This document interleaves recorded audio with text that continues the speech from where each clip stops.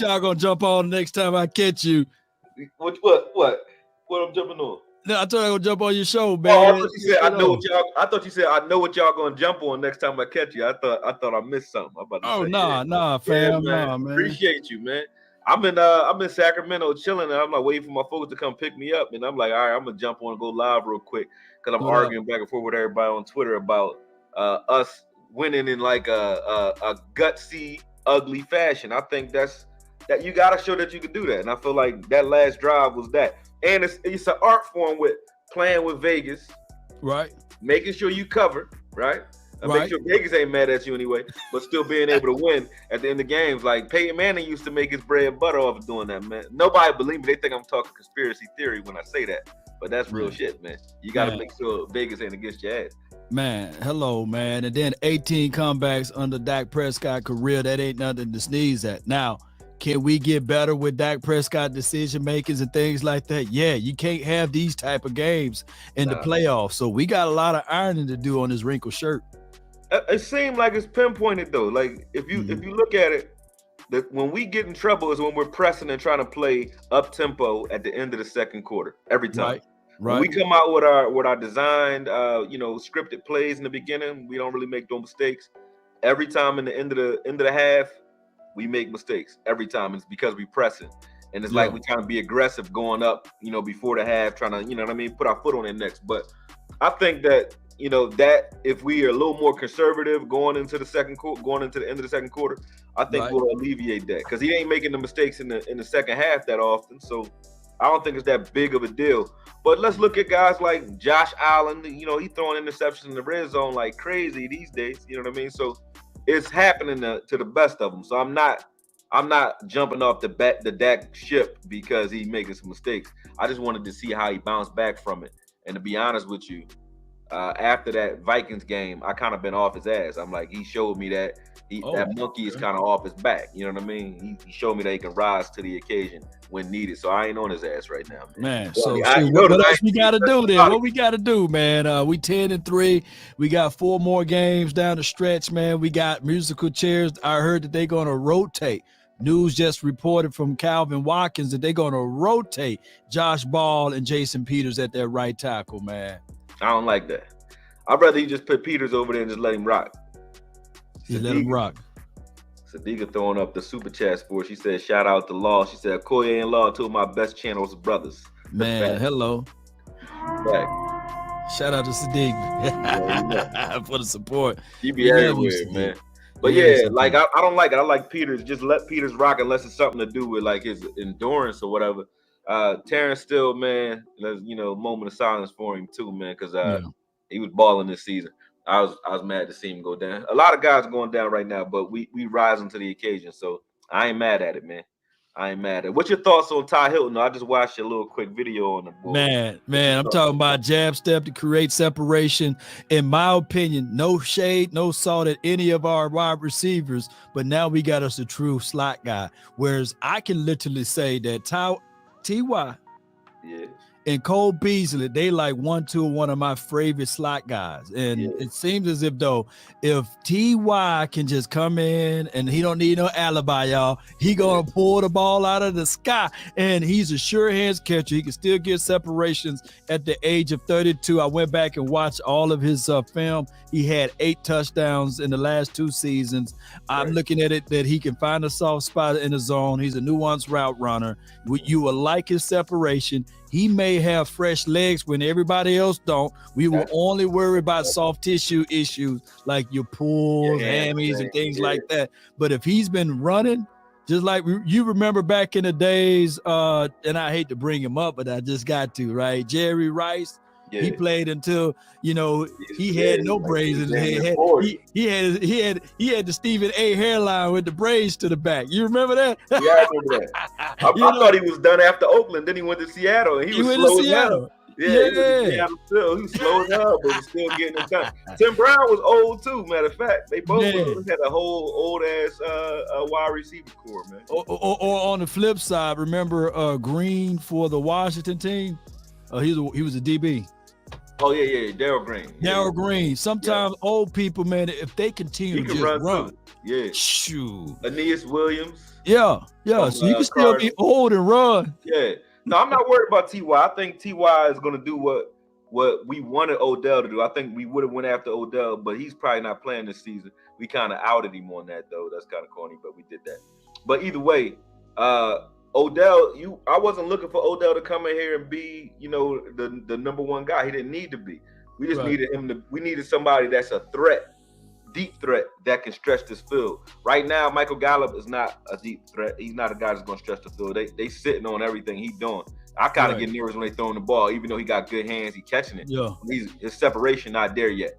Not at all. But then you got CeeDee Lamb, who if you're not moving him around, he's not a guy that's like just beating number one top corners by himself. Like you got to move him around and kind of scheme him into position, or he's good at finding spots in the zone. But when you got a guy like T.Y. Hilton, who you could just say, listen, man, you can't just put a bum on him. You know what I mean? Right. And he can stretch the field. That's going to take some of that pressure off of Gallup because he's not going to draw that number one guy where they could just say, we're just going one-on-one Gallup and then bracket CeeDee Lamb, and we ain't worried about Brown. If you throw to Noah Brown, we'll live with that. You know what I mean? If you target him. Man. T.Y. Hilton is going to take a number one or number two corner to cover, even if he's not getting the ball. So that's going to mean like Gallup's getting less pressure, and then CeeDee Lamb going to be able to work too. So I think that's why they did it. They wanted somebody that can stretch the field, and that's truly a deep threat, and we didn't have that. And for Dak to be playing the way he's playing without that is saying something too, because his deepest threat, it seemed like the last 2 weeks been Dalton Schultz. Man, his deepest threat's been that, man. And what they wanted to do is what you just explained. They thought that they was going to get that out of James Washington.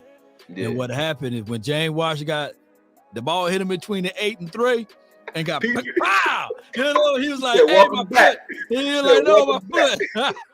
That's my boy too. I broke him down. I was hoping we grabbed him. I broke what's his name? Petrie. Yeah, Jalen Petrie. Yeah, that's my dog, man. I was like, that dude is a killer. Ain't nothing he can't do on the field. And he proved me right. He like another Dono Wilson, just a guy that's just you can put him anywhere, he gonna kill, man. Even though he's 200 pounds, he play like he 250 and fat. So I like it. That's just what it is, man. Another thing is when you talk about this wide receiver core, I think the world of Noah Brown, right? He blocks his ass off. He's a guy, he's gritty, but he got levels of inconsistency as well as with Michael Gallup. So now you can look at Gallup being the third option, and now you can have Noah Brown being the fourth option, so that now that he comes in, he will still give you those splash plays. And CeeDee Lamb, let us start working CeeDee Lamb on those drags, motion him, utilize the full plate of the food that you got on this menu, juxtaposed to just waiting for this guy. Why you talking about that, right? Talk to me, man. What's up with our boy Kellen, man? Because again, people say that I'm wrong when it comes to the Vegas thing, right?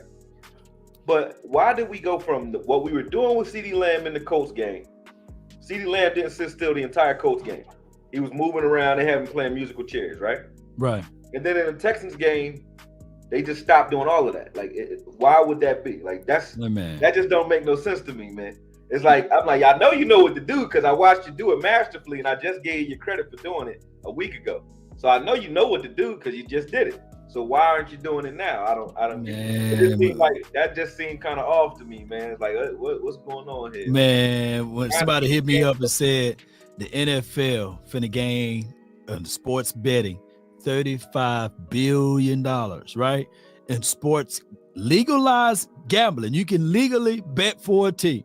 And I'm not saying that, maybe they say, okay, if you can get Dak Prescott close to 40 throws, we got you on something, man. Your kids don't have to worry about, college for the next 20 years, we got you secure. Exactly. I'm not going to put this past anybody, man. When you got legalization of sports gambling, but I get it for those who don't want to think on those levels. But Koye, come on, man, I already know, man. I'm like, come on, man. That was crazy. I said, come on, man. I know they can't guard. They not guarding that good. And then the last drive kind of proved it to me because it's like Dak just came out, went off on them, and that was that. But what I did like about that, you remember like it used to come down to the wire, like those Patriots versus Colts games where Peyton Manning and Tom Brady would play this chess match that would always come down to the last drive in the last quarter, right? Yeah, always, man. I hadn't seen. Dak has had some comeback drives, but I haven't seen one that crazy in his career where he had to have it and nothing was going right the entire game. So showing that he could do that, I think that just puts one more in the cabinet where you understand, like, you know what I mean? You can trust him at the end of the game. Man, 98 yards, man. But still, like my favorite one was and this was his rookie year, the Steelers game, but it wasn't even Dak that closed it out. It was Zeke. That was Zeke, yeah. It was Zeke. But they're going to give it to the quarterback. But Dak Prescott, that 98 yards, man, that ain't nothing to sneeze at, especially being 7 for 7 on that drive. I think that right now on that drive, Dalton Schultz got his bag. I think that Dalton Schultz with Dak Prescott going to be a situation where as they revisit, he's going to get paid money, y'all, regardless. He'll get paid now because Ferguson looked like he tore it, right? What's wrong with Ferg? Man, concussions or something like that. And it's concussion. He might be all right. Yeah, he might be all right, man. But but they still shied away from their philosophy. Yeah. 14 personnel, 13 personnel, or even 12. Look, we don't see that. Now we see that Tony Pollard, the Cowboys, are going to be forced to be looking back at this thing and say, what do they do with Zeke? What they do with Tony? But if the Cowboys are not foolish, they'll figure out a way to keep Tony. Tony is a remarkable player, man. And that opening drive, the way he handled everything, shoot. Pollard the beast, man. Pollard the beast, and I'm glad we got both him and Zeke here. And I got to say something too, because you was talking about the inconsistency from our Noah Brown. You saw the hit Noah Brown took diving through the air, though, right? You saw that, right? Right. He took a hit diving through the air sideways, still caught that, John. Noah beasted yesterday. I thought he was beasting, man. I thought that was right. So we'll get that splash of Noah, right? Look, it goes all the way back. Whereas Noah coming out of college, people were on the fringe of calling him Baby Dez. You remember that, right? You know where? Shoot, look what he did at Ohio State. There was one pass that he pulled out of the heavens. The ball was thrown to Peter's feet. Moses Beard. Noah went up there and said, "It's belonged to me." Right. But we would see those flashes of Noah, then he'll disappear. We would see that catch that he did on the sidelines and say, man, is that 88? Shoot, that's 85, you know? Yeah. But then we would see that pass that when it touched his hand, he kind of played the tip drill. It must be, because it ain't your face. Yeah. It must be a tip drill. You know, ball tipped up in the air, and then the other guy, I don't even know who he is. I forgot he calls that interception, so he was right there. I didn't even remember that, yeah. But T.Y. gonna catch that, though. I ain't gonna even lie. T.Y. gonna be open. That's why T.Y. gonna be wide the hell open. Ain't nobody gonna be around him, man. T.Y. nasty. T.Y. nasty. Like once per game, he gonna ski out on you, and then after that, you gotta respect. He remind me of Jackson, Deshaun Jackson. He a guy like that. He not a 13 target type of guy, but he only need 3. You give him 3 good, solid, deep targets, he'll tear the game up for you real quick. He used to do that all the time. I got 2 people in here, but I know they not they don't look like they real. I think somebody over here trying to, you know what I mean? I'm getting good at this now. People trying to show me their feet and all kinds of stuff on here, man. No, man. Yeah. We'll tell them like Huh? Like the great Kevin Samuels. Get out of here, you know. Slap him up out of here. Hey, y'all don't want to get me started on that. They done got him out of here, man. I was like, yo, the way they got him out of here was crazy. I was like, Kevin Samuels went out of here real quiet. Man, he started speaking too much truth to power, man. He was speaking truth and he wasn't initiated. They like, well, who brought this ball up in here, man? You can't be speaking like that and you're not controlled in a way where they got something on you. They like, get him out of here. They got him out of here.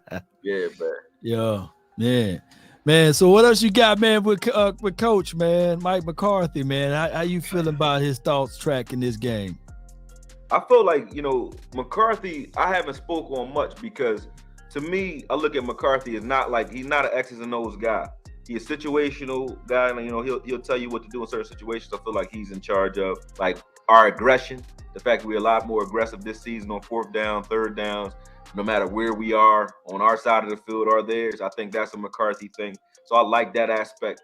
And then beyond that, the one thing that I do love is, and I think it came from him because I don't remember it being here before he got here, is the camaraderie on both sides of the ball. So I think McCarthy has done his job. Right. He brought in a culture that has these guys playing the way they're playing right now. It's up to the coordinators to get these guys to perform the way they're supposed to perform. And defensively, you know, I love Dan Quinn. I love what he does, but at times he do certain things that kind of blow my mind, man. Like I got something to ask you on that, dude.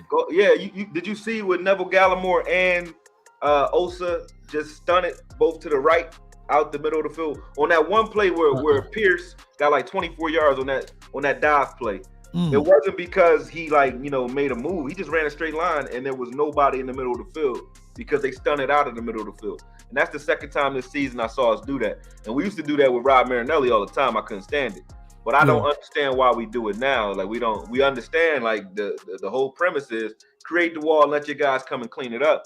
Like I don't understand why we stunt with Nev and Osa, why we did that. Like that was kind of crazy. It means when you stunt, you show that you can't win your one-on-one, right? Or your guys can't hold trickery. Yeah. So you try to create pressure at all costs or penetration. Yeah. And the thing is, if you stunt and they run, it's over. Yep. You know?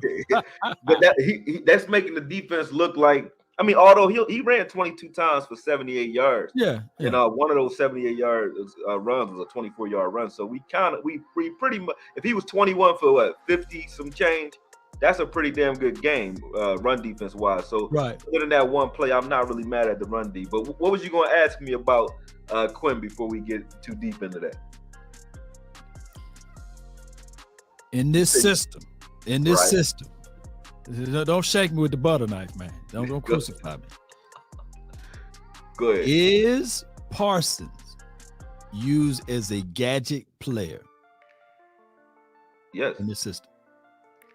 When you say gadget player, do you mean like a specialist? Well, I know gadget can be perceived as a bad word, but is he used like a designated hitter? You know what I'm saying? A DH, a specialized just pass rush, and is slowing the growth of this kid collectively as a true linebacker because he's considered a hybrid, and that's why as you played on the defensive side of the ball, especially as a linebacker, rally straight, hook to flat. We're not saying that out of Parsons' game. He's great as a rusher with 4.3 speed, but they utilizing him only as such, and he's good as a linebacker, but we don't get a chance to see his good. We only see his greatness as an edge guy, which teams can now pin on that and say, okay, it can key in on that and say, all right, 3rd down, we know Parsons coming. Or we can run it on 1st and 2nd. We know, or we can play keep away when he's on the sideline. We see Parsons pouting like a child because we know he want to be out there, but he's only been considered as a designated hitter, a specialized edge rusher. Go ahead. We don't see the full skill set of Parsons. I agree. Believe it or not, that's pissing me off, man. Oh no, I agree with you. Aspect of it. I agree with you because I never wanted Parsons to be an edge rusher solely. I don't mind it on 3rd downs. I don't mind it in situations where you need it. I feel like he's more effective, in my opinion, in the middle of the field because he's shown in his first season he can still rush from there.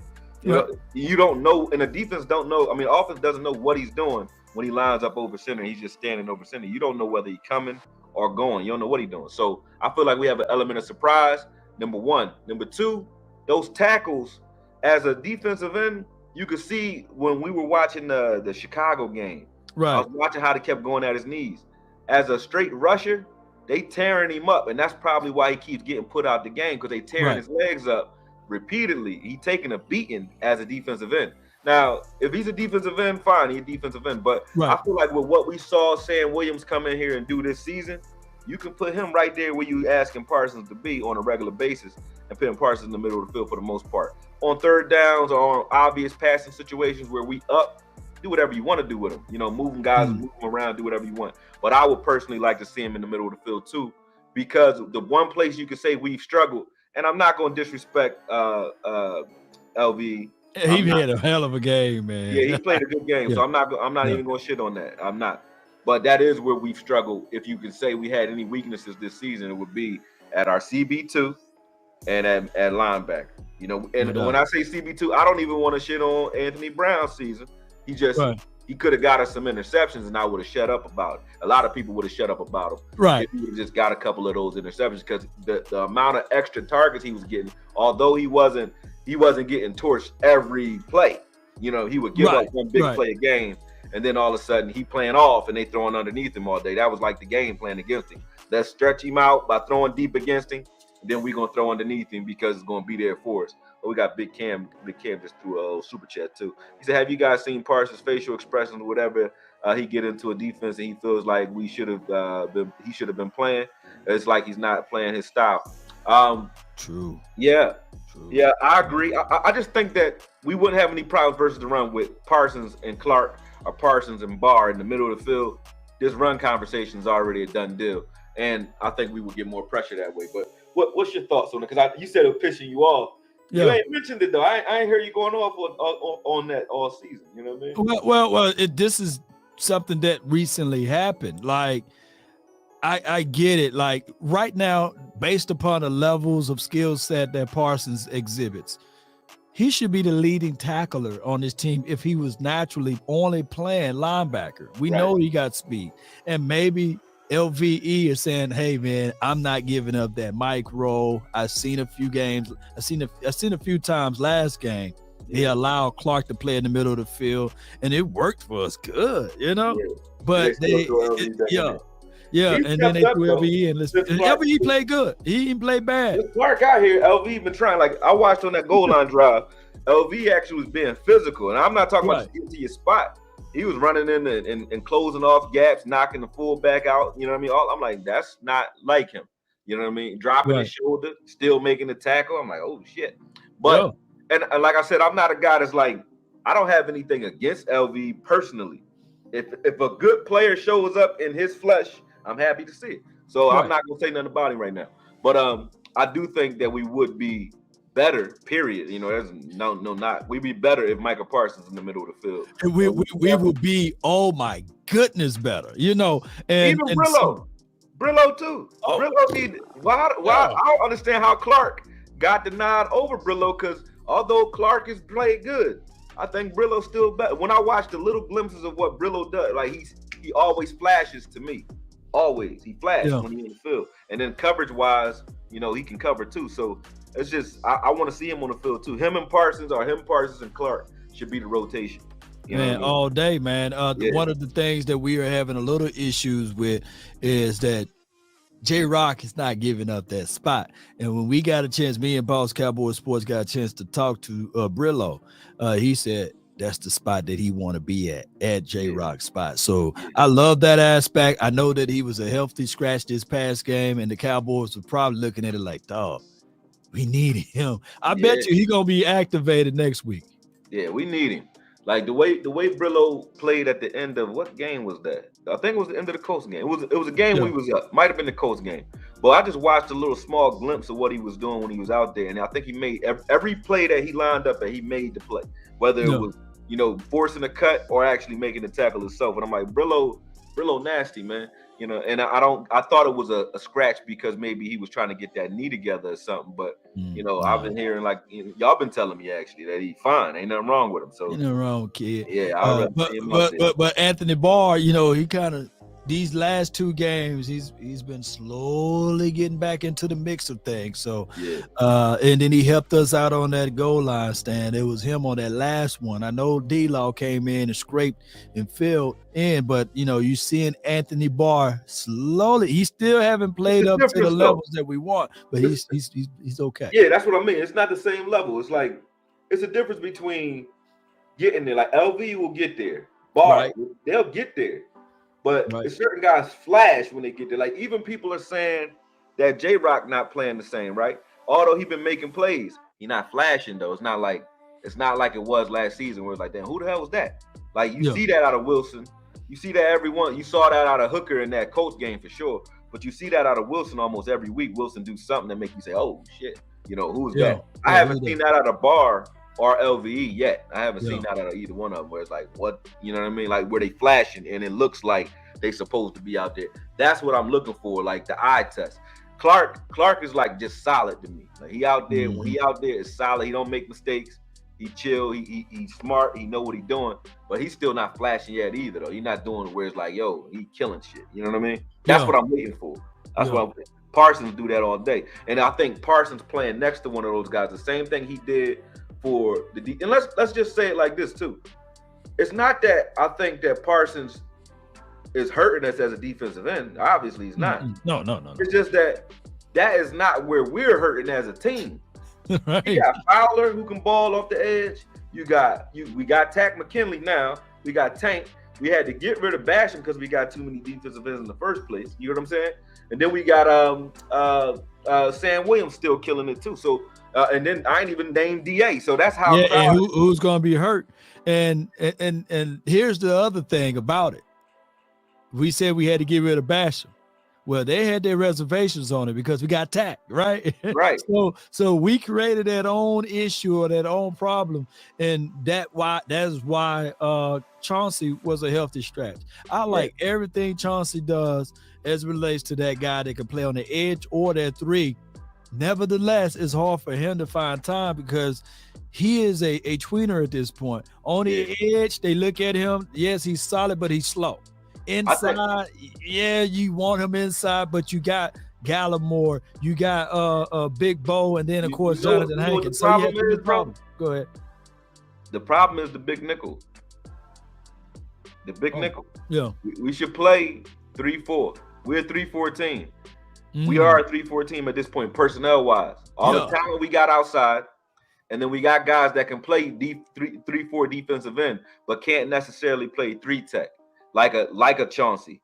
I don't want Chauncey at 3-tech as much as I would like him as a 3-4 defensive end, where you still got a guy outside of him that's edge rushing, but he's a 3-4 defensive end. See what I'm saying? So if you had him there, Osa is another one of those guys that really 3-tech okay, but 3-4 defensive end, I think he would shine. You get what I'm saying? Yeah. But I think because we want to keep our 3 rotations at safety, you want to keep J-Rock out there, I think that's what's holding it up, because we don't want to go to a full 3-4, because that rotation that we would have with Bohanna, you don't have to have Bohanna, Watkins, or Hankins out there at the same time. You can have them at 1-tech, and you can put Chauncey on either side of him, Chauncey and Osa on either side of him. You could put D-Law and whoever on either side of him. Either side of him. They play 3-4 defensive end too. I think that's honestly D-Law playing where JJ Watt played his entire career. D-Law would be a different type of play. Like people would be giving him the respect that he deserved, because he's not just a edge rusher. He's a 3-4 style defensive end, in my opinion, with the way he plays. He's more JJ Watt than he is TJ Watt. He's not a TJ Watt guy, athlete. That's why you can break the contain on him as a quarterback that can run a little bit, can kind of break that angle and get outside of him. But that's because I don't think he should be doing that anyway. He should be a 3-4 defensive end. And man, you spitting, dog. I should have had my umbrella, because now my brother, he's a diehard Niner fan, right? Right. And they are your 4-3 base defense, whereas their guys going to rally, chase, and hit. They create pressure with their up front, and there's no musical chairs. Bosa is coming, and you know what side he's going to be on. You know where he at. But what they do off of it, they play off of that. Okay, you're going to line up 2. You're going to keep your running back in the backfield. Then you got Fred Warner. He is no question. He's the Mike. And then you got Shazier, whoever his name is, and Greenlaw. So it's just consistent off of that, whereas they got size. Like, we like the physicality that J-Rock brings to the table, but let's be real, fam. He's 6'10" almost, 210 pounds, and I'm giving him a few pounds, right? So eventually, when they run at him a few times, he may win 1 or 2. Yeah. But sure, it's going to be like fold action, because of the fact that size is just size, and you need that physicality sometimes. And you can't do nothing else with him because of the way Wilson has come up and play. You can't say, all right, we're going to take Wilson off the field like they did last season, and he's going to be the strong safety. That don't work no more. And then Hooker, You don't want Wilson single high. He's okay single high, but not great single high. Hooker is our best single high safety on the team. And then you got Mukamu who can kind of do that too. But I look at that as the log jam right now. It's like we love what J-Rock brings to the team. Everybody loves it. But that's what's controlling this scheme right now. The scheme has become, let's find a way to keep these three safeties on the field at the same time. Rather than let's put the personnel out there that's going to be good for this situation. Because I see it like, I'm like, well, obviously if guys going to run up the middle on us or guys trying to, like Green Bay game, stuff like that, if they trying to bully us off the ball, this Fresh Prince, I'll get to you one sec. But if they trying to bully us off the ball, then let's put some bodies in there because we got the physicality. We got a bunch of killers. Chauncey is evil as hell, and so is Osa. So you got both of those guys, and then you got, I ain't even said Big Nev name. Big Nev can play 3-4 defensive end too. But you got those guys on either side of Hankins or Watkins or Big Bo who can kill in there. Like, there's nothing you can do running the ball in the trenches when you got 3 down linemen in the middle of the field. Then you can flex out. All of those edge rushes that we keep getting where we're not spreading out wide enough is because we only got 4 down linemen and they can't spread out but so far. But with 3 down linemen, they can spread. And then that allows your defensive ends or your stand-up outside linebackers to out-leverage those wide receivers that keep blocking them from the outside. And we get rid of our run problem right then and there. And then with Sam Williams on the edge, opposite Dorrance Armstrong, with Micah Parsons in the middle of the field, I don't care who next to Micah Parsons. I dare you to run the ball. Keep running. I dare you. And then you got Wilson and Hooker behind them. I wouldn't have no problem with that. Now I'm not trying to kill Dan Quinn's scheme. No. It's trash. We top 5. It's clearly working. But I just think that tweak would change things, in my opinion. We wouldn't be talking about before you read that super. I just got to say this. That's why we saw the Texans. They had a great philosophy. They went with bunch or stack formation, right? They put in Jeff Driscoll, and they had Pierce behind him, and they did the RPO. They said, okay, we're gonna do this because your guys. The way, look. Ladies and gentlemen, the way the Cowboys generate pressure and get upfield is through finesse with a little physicality. They are saying that we may be light about it, but our guys going to rally chase and get to the point before you do that. But if those guys are blocking on the outside and they do the counter or if they keep ball, then shoot. You don't even got to block. You don't have to block. You just got to stand there because he can't. He got to run through you in that extra step. Is all you need to get to the edge if you're a quick running back. Edge game, you know what I'm saying? And that's just what happened. So good against the Colts and against the Texans run-wise is because Pierce and Taylor are more pounding backs than they are finesse guys. We don't got no problem against the slower 30 backs or slower quarterbacks. But when you got a quarterback out there that can run, and when I'm talking about this because you know where I'm going with the Eagles. Right. You're going to have Miles Sanders and you're going to have Jalen Hurts out there to deal with. And when you got to deal with that, you know, they both can get to the edge. You don't want to have, me personally, you don't want to have a personnel out there where you're getting out leveraged all day by wide. Like Smith shouldn't be blocking you. AJ Brown shouldn't be blocking you as a defensive end. Either you body slam him on his head and get him out of here, even if you're just taking this play off and say, I'm not brushing this play. Because they put him here, I'm addressing him. You know what else you got to worry about, too? Just a little bit. And I know we'll talk more about Jags midweek. But Law can give you all what Driscoll just did in Davis Mills, and he can throw all in one, and he got a better arm, right? Yeah. If they play that edge RPO game, and I'm quite sure, like we had do that before in that Rams game a couple years ago. They used to use lateral misdirection against us, and it would work. Right. We kind of solved that problem to a degree, but now it's the RPO. Now it's the RPO. A running quarterback has been, Driscoll shouldn't have been doing nothing. It should have been they should have sat him down in the first quarter like, yo, this ain't gonna work. But it was working. So when they see that, and when I say it's working, it's not like they torched us for a lot of yards, but when you see that you can actually sustain drives with those running quarterbacks, not saying that they're easy to stop by any means for anybody, but I think we have a better chance at doing it if we were to spread these guys out in the 3-4 look. 2 chunk plays. We had one, it was a 51-yarder on my guy Kelvin Joseph, and another one was a tub on my guy Donovan Wilson. But those was all off of play actions or with the ability of the damn quarterback running to the edge, and then the DB that's high, he got to be responsible because he's trying to think, I don't want to get gashed by the quarterback. So he freezes or stop his feet, and then the rest is history. But go ahead. That was miscommunication too. Dono got caught out there because I think Bland had followed the guy across the field. He didn't see him go back across. Right. And you could see Diggs saying, no, you got to follow him back over. He didn't follow him back. So Dono just picked him up and got torched at the end of it. It looked like it was his problem, but that wasn't even. We talking some good football today. Yeah, man. Fresh Prince, man. He said, am I the only one who thinks McGovern been pretty good this season? Go Desco, SOC. That's DeSoto. That's DeSoto. DeSoto. My bad. I ain't from Texas. I read that wrong. And I ain't got my glasses on. But I think McGovern's been okay. I think McGovern's a good player, power-wise. He had no problem dealing with power. I think McGovern's problem is, and you'll see it, we don't run as well when McGovern's in because McGovern's not as good in space when it comes to like pulling. Yeah. You don't never see McGovern pulling nowhere or in space, block for feet, nowhere. man. It's like McGovern got a down block on whatever's in front of him. That's what he can block.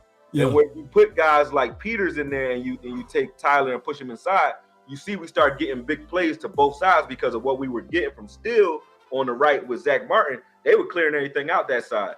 But we weren't able to do it on the left side unless we took McGovern out. But I think when we take McGovern out, Peters struggles a little bit with his endurance, I think, because I don't understand why we keep teetering with him in and out and moving him around. But I haven't said anything negative about McGovern all season because I like how he's playing. I don't necessarily like how much we rotate everybody, but I also have never seen a team this deep. Any team. I haven't seen a team that has 8 linemen that can play, until Steele went down. We had 8 guys. Because Fournette played a little bit at the beginning of the season. You got McGovern who can play. You got Tyron Smith coming back. You got Peters. You know what I'm saying? We got so many linemen that could start for you. And then we got so many defensive linemen, safeties, all that. We got guys that's in the safety room like McConnell and Coyle who we like. Who, if they ever had to play, I would be okay with them playing, who don't even see the field. So I can say that's probably why they rotate so much. But I still don't like the rotation of your offensive line. I'd rather you put your 5 best guys out there and let them rock and roll. Well, let's dive into this then with the offensive line. I looked up Connor McGovern's resume. 614 snaps, that's nothing to sneeze at. He only allowed 1 sack and 1 penalty. And we know that 1 penalty that was on the Green Bay, right? Wasn't it? Yeah. One penalty. Wasn't even really a penalty. It wasn't even really that. Yeah, so, he ain't turning. He grabbed him, but it wasn't that bad. He ain't really turned the shoulders like that. So so he's solid, y'all. But can we get better at that spot? Yeah. You can get better at that spot for right now. He is not the reason that you lose it. He's not like Josh Ball. Yeah. And the Cowboys got a unique spot right now. But we can't sleep on the Jacksonville Jaguars if you trying to say, okay, let's play musical chairs with this front 5. Let's insert Tyron Smith. Let's kick Tyler Smith down at guard. And let's, by the way, play musical chairs with Jason Peters and Josh Ball. But one thing that you mentioned just a few seconds ago that I know that is prevalent. What? I think that Jason Peters dealing with fatigue. He may not be the guy that can give you 60 of them at 6 foot 4 or 5, 380 pounds. I just don't think that he can stand tall with that, and that could be the only reason why. I mean, what you think about, since we were talking about McGovern? Speaking of McGovern playing solid, like we know McGovern is what he is. He's solid, strong guy. Right. We know Tyron is coming back. So what you think about trying youngin over there, Tyler Smith? I mean, at right tackle. It's war. So I wouldn't get mad at it, man, because I'm looking at the bigger picture. Tyler Smith, he started out at Tulsa at right tackle. That's from what I heard. Yeah. And if he can just be that swing tackle for you, and then you would say, all right, cool. We're going to have Tyron and Jason as that left or rotated Jason and Connor at that guard spot, then that's possible. But here's the problem. We got 4 more games left. The Jags, no one to sneeze at. Trayvon Walker, I believe. He's nasty with it. Josh Allen on that side. They're nasty. They got crazy good linebackers that can rally, fly, chase, shoot. So Walker is a beast. And we've seen Tyron. Yeah. It's always the game that he come back, that he's going to look terrible. Yeah. It takes him about a game to get his feet together, y'all. Are you going to willing to sacrifice your quarterback for that? No, definitely not. But you still got to put him in there. I mean, if there's a game to put him in, you can't bring him back versus, the Eagles or the Titans. I think you bring him back versus the Jags and live with what what happens. You gotta give him his reps. He got to get the reps. And I think we're doing too much of that. That's probably the reason Peters is gassed right now, because all the musical chairs. Let them get their reps. Let them get gassed and bashed on one game and then get it together. They're not getting enough time out there to knock the dust off. You know what I mean? I don't think. Or maybe he's just long in the tooth and don't got it like that no more. Who knows? But, it is what it is. Yes, indeed. I just got to say this. All right, so here's what we up against. It's just the craziest time for our offensive line to feel this way. The Jaguars, yes, they got a scrappy style of front, right? Their collective defense is not that great, but they got a scrappy. The doggone Eagles, no one got more sacks than them. They are the number one sack team in the National Football League now. They are rated, according to Pro Football Focus, the number 2 defense. Now, as much as we can go back and forth and talk about the Titans themselves are a top 10 defense. So we got 3 weeks in a row where it's not a comfortable bed with our offensive line. We gonna have, and then we got pieces everywhere. So we gonna have to fight these next 3 weeks for real. We gonna have to run the damn football. Run the damn ball. You ain't gonna be able to really beat these teams. Like when we got Ndamukong Suh, Linval Joseph, and Jordan Davis out there with Cox and so on. Like, you're not going to be able to beat these teams unless you can tire them out and wear them down and hopefully hurt some people, to be honest with you. You got to be able to hurt somebody in the trenches so that you're not dealing with that.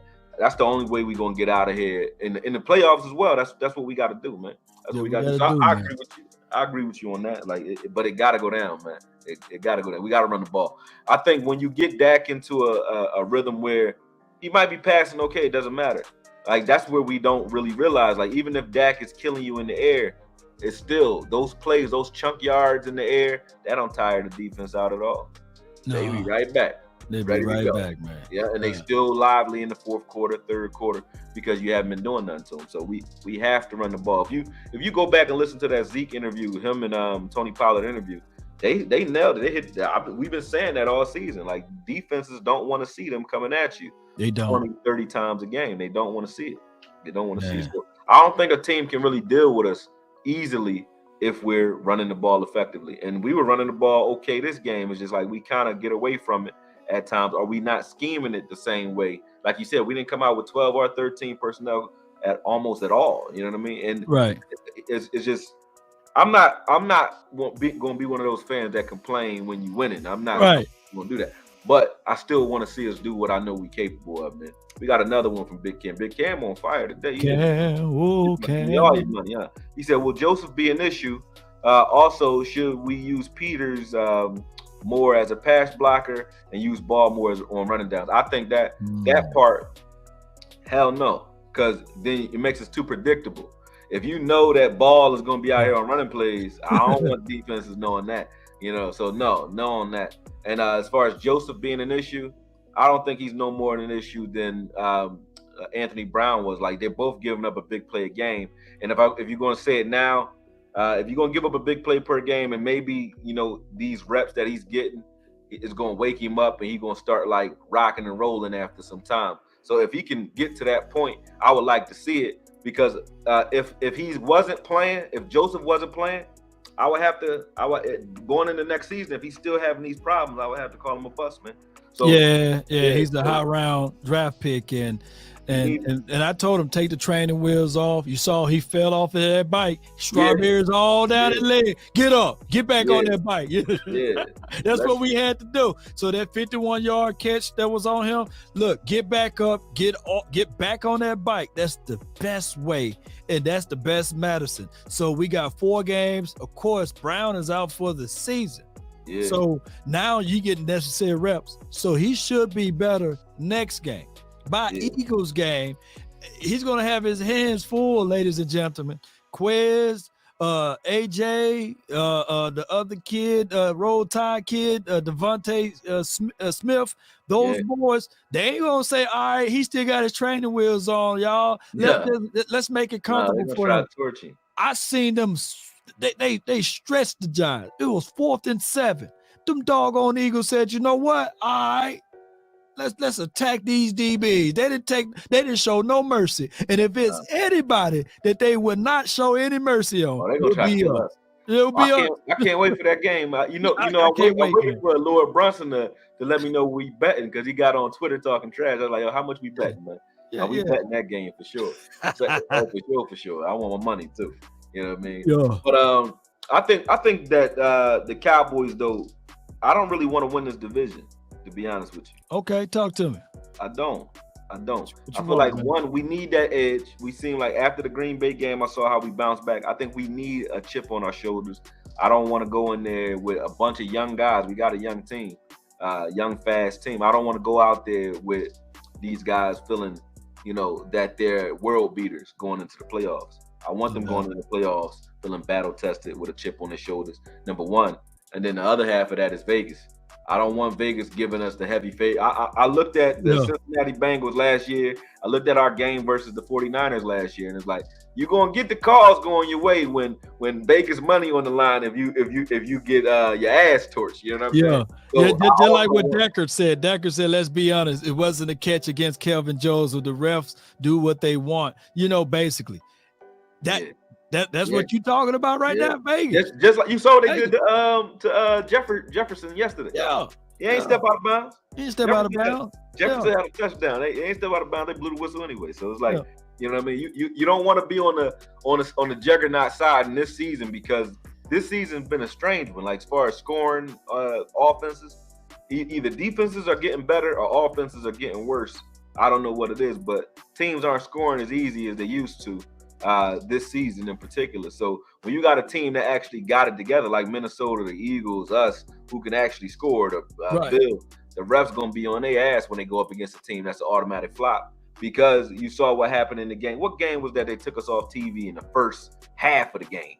What game? Was it CBS? It was at the Vikings. Was it the Vikings? It was the Vikings game. They took us off TV quick as hell, because they don't want to see those lopsided type of games. So I mean, I feel like the refs are doing their part to make sure their TV time is, and their ratings are as high as they should be. You know what I mean? They don't want those lopsided victories, man. And a lot of people don't like the conspiracy talk, but man, there's a little truth in everything, man. Yeah, ain't no conspiracy if it keep happening. It happened one time. I said, all right, maybe that's just a thing. Let me pay. I pay attention to patterns. So once I see a pattern, you can't deny the pattern, and I don't believe in coincidences, so they happen for a reason. He says Joseph need to get better on his turns, and he's better playing off the line than on the line. I think Joseph may be better up top. As a safety, you mean? No. I think he a corner for sure. He plays better when he got the ability to redirect at the LOS. I think he's a physical one. The 3rd and 9 or something like that. He batted the ball. If he played lax, that's a catch, on him. So I think that he plays better with more timing, rhythm, and if the safety over the top, they'll get a good vibe in the feel of him too, and they'll know when to roll and all of that. So just give him more time. Let him fall off that bike a little bit more. I know Mama will be like, no, put some knee pads and the helmet on. No, get back on that bike without that knee pads and helmet. Take the training wheels off. We need that. Yeah, we need that. I think if he's getting the reps that he's supposed to get, and then he's going to get some, we know we're going to the playoffs, so you're going to get some playoff tick this season too if you're healthy going in there.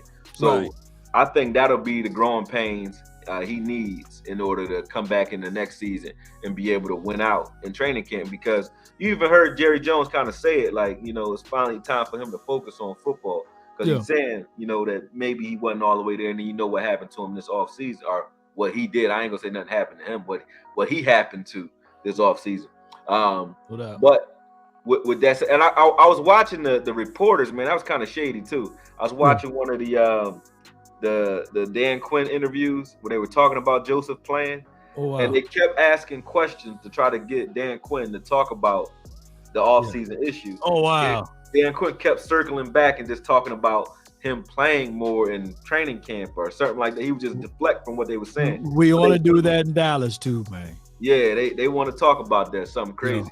But it happened. It is what it is. They let Ray Lewis live, so you gotta let him live. You know what I mean? You gotta let him live. But I do want to see him get that playoff experience so that he can step up and show us what he got, because I like the kid. I said this when he was coming out, and I still think it to this day. Kelvin Joseph is the best talent at corner on this team. And when I say talent, I mean he has ball skills, not on the level of a Trayvon, but he has ball skills.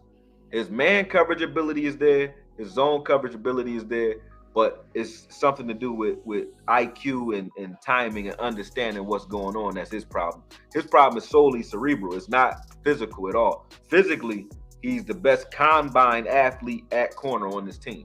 You know what I mean? It's the mental aspect of the game that's been him a problem. And just to piggyback off of that, the hero last week, Dayron Bland, right? Not a soul is talking about Dayron Bland today because we seen him. You know, he got caught on a few times, and that's what the life of a DB is. You're going to get used and abused. They're going to catch some catches on you.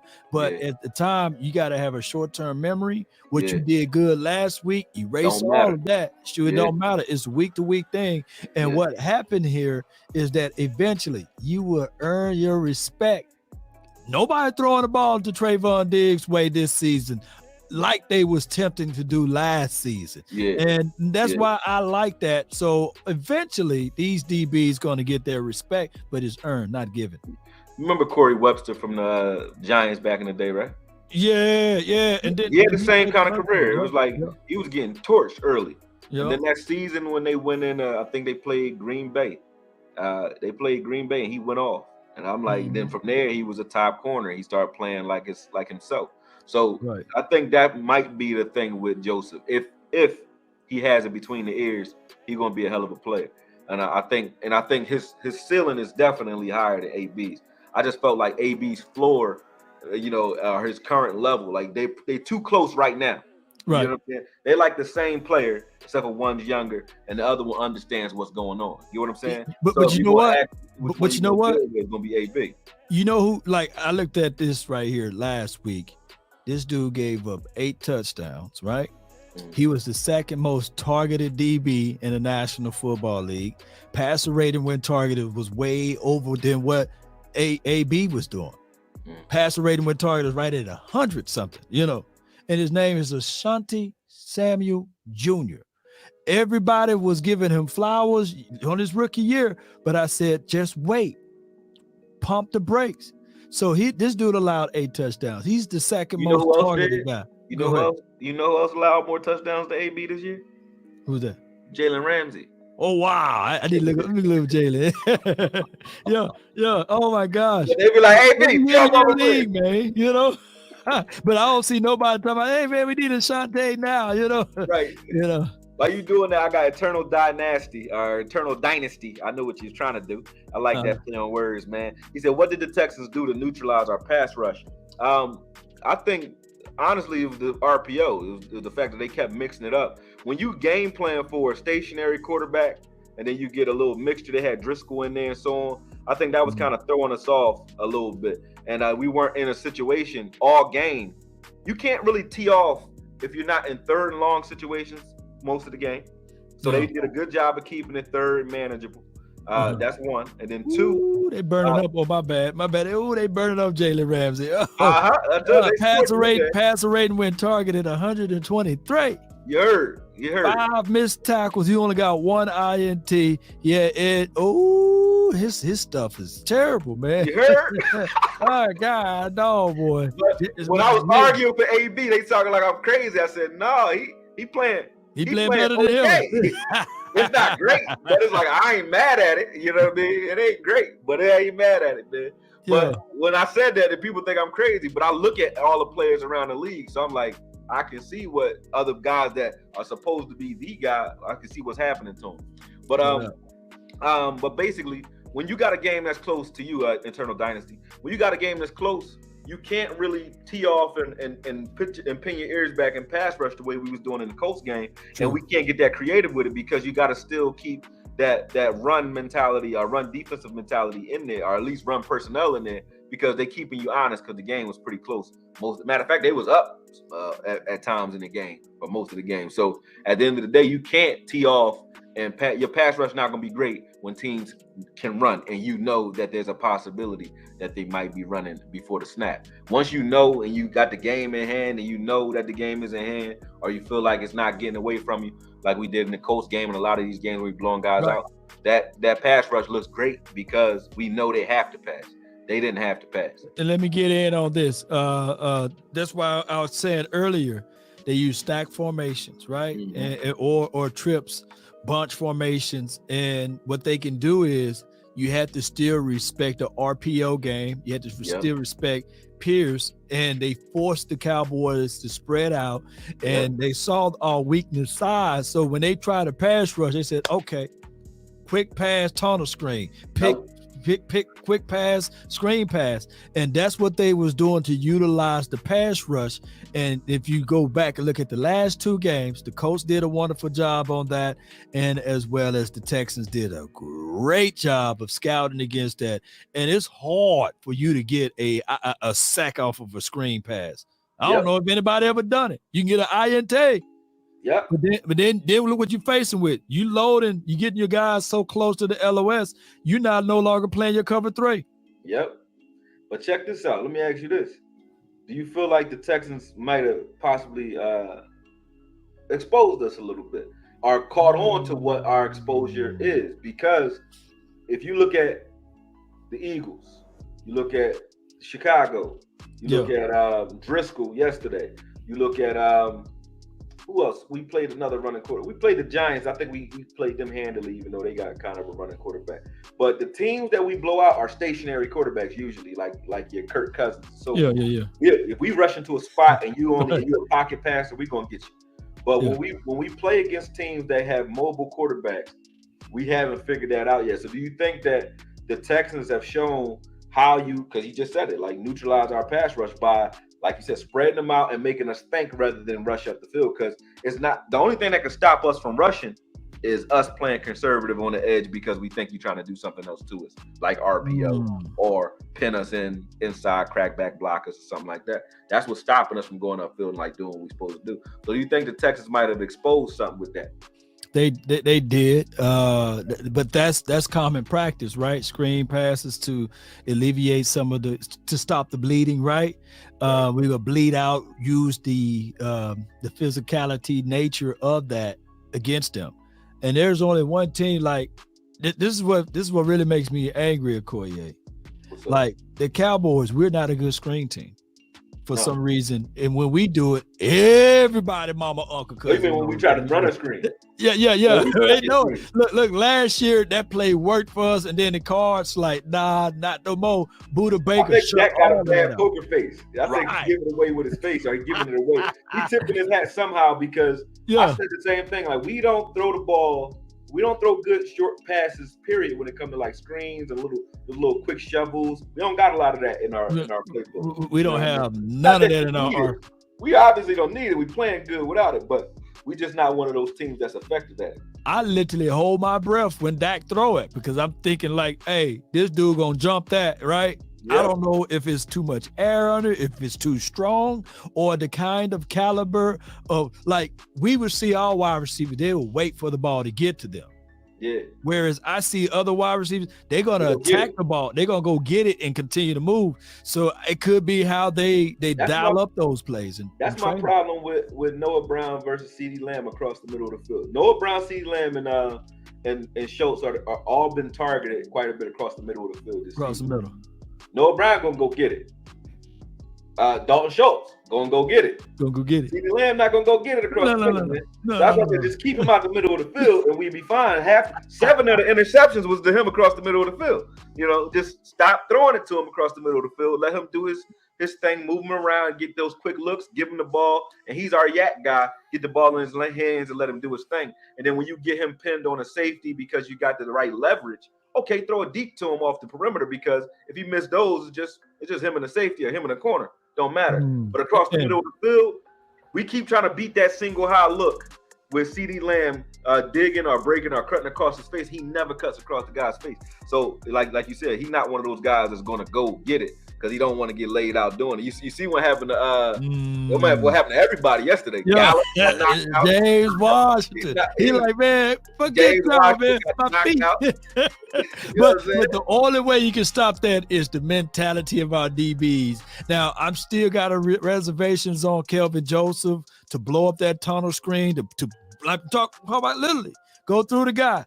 I know for sure. I love I got Trayvon Diggs, man. But he ain't gonna blow up no tunnel screen. He ain't gonna blow up no screen pass, man. Come on, man. Diggs the guy now. He's gonna be a permanent decoy because ain't nobody crazy enough to keep targeting him. And, right. But they can keep targeting him on that screen pass. Screen and run play. Yeah. That's gonna be in the playoffs. That's what you're gonna see. Teams are gonna try to attack him short and force him to step up. And I don't think Diggs, like we already seen that Diggs can do it. He like a Deion guy. Like if he has to tackle, he gonna tackle you. You just understand that ain't what he get paid for, man. He get paid to tackle when he has to, though, because you saw the end of that Cincinnati game. He did a pretty good job there. So I think he can tackle, but he's trying to save himself because he's not the most sturdy of guys, and he knows that. You know what I mean? So I would rather have him out there than not, because he wanted to show me that he can, he can hit. I don't care if you can hit, brother. You know, you know what you do. Hey, everybody holding their breath when he was holding his thumb. I said, shoot, DB, you can take his thumb off. Yeah, he'll need that thumb. Put a cast on that. Cool. Yeah, I said he gonna be back out there. As long as his toes and his legs is cool, he ain't holding his ankle, you good. Right. Big Cam said, can DQ be proven to stop running QBs? He did. Look, Pierce under 80 yards, right? And the last two running backs under 80 yards. Running quarterbacks, though. Running quarterbacks. Yeah. No. No, they don't stop those. But you know what's crazy, though? We did it because he knows. See, Quinn knows. They know. I'm not wrong, man. You saw who they put out there when we needed to stop him. They put Sam Williams' ass right back out there on the edge. Oh, you know that, right? Because they know who their best edge guys are, and so they put Fowler out there too.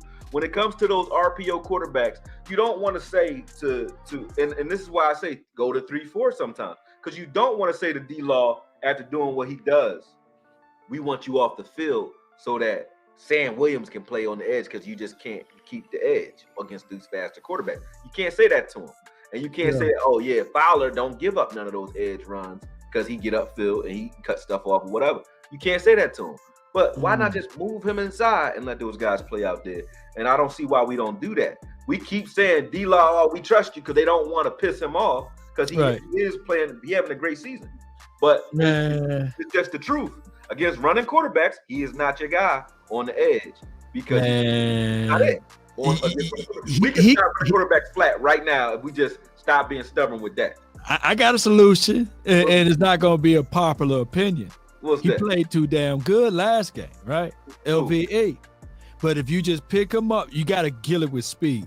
With these running quarterbacks, you pick LV up, put him on the sidelines. You make Parsons your Mike. That's going to, and then tell him to spy.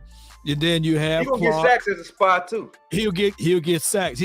It's all what people love what Fred Warner do. Just put it on steroids if you had Parsons there. But people love the sacks, right? But that's a story of another day. You have Clark, and then you bring in your boy Jabril Cox. Hey, that's 235 pounds juxtaposed to being 215 pounds, and you still get the same variance of speed out there. Yep. Clark, Parsons, and Cox opposed to J-Rock and, of course, LVE, because what we're trying to say is you need somebody that can bust chops from hook to flat, and what we're saying is these running quarterbacks, they capture the edge. That's 8 yards. That's 10. Yep. Every time, too. So I feel like we can stop them. I just think that, personnel wise, politically we can't on a consistent basis. Yeah, politically we having problems because it's not a meritocracy. Yeah. If you look at on film, I done put it on film, you done put it on film, where you say, okay, I haven't seen, and we don't talk about this a lot, but I haven't seen Fowler screw up on an RPO play or contain on the edge at all. None.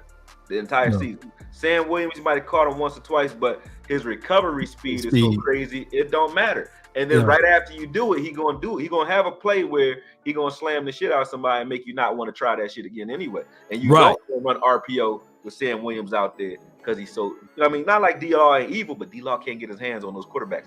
I think you push him inside on those in those games. He's like, when you play a running quarterback, you're going to play more inside. And I wouldn't have a problem with that because D-Law is solid. If they do try to run inside and hand it off to the running back, I would rather have D-Law inside right there anyway, next to a Hankins or next to a Watkins or one of those guys. So I wouldn't have over Osa is what I'm saying.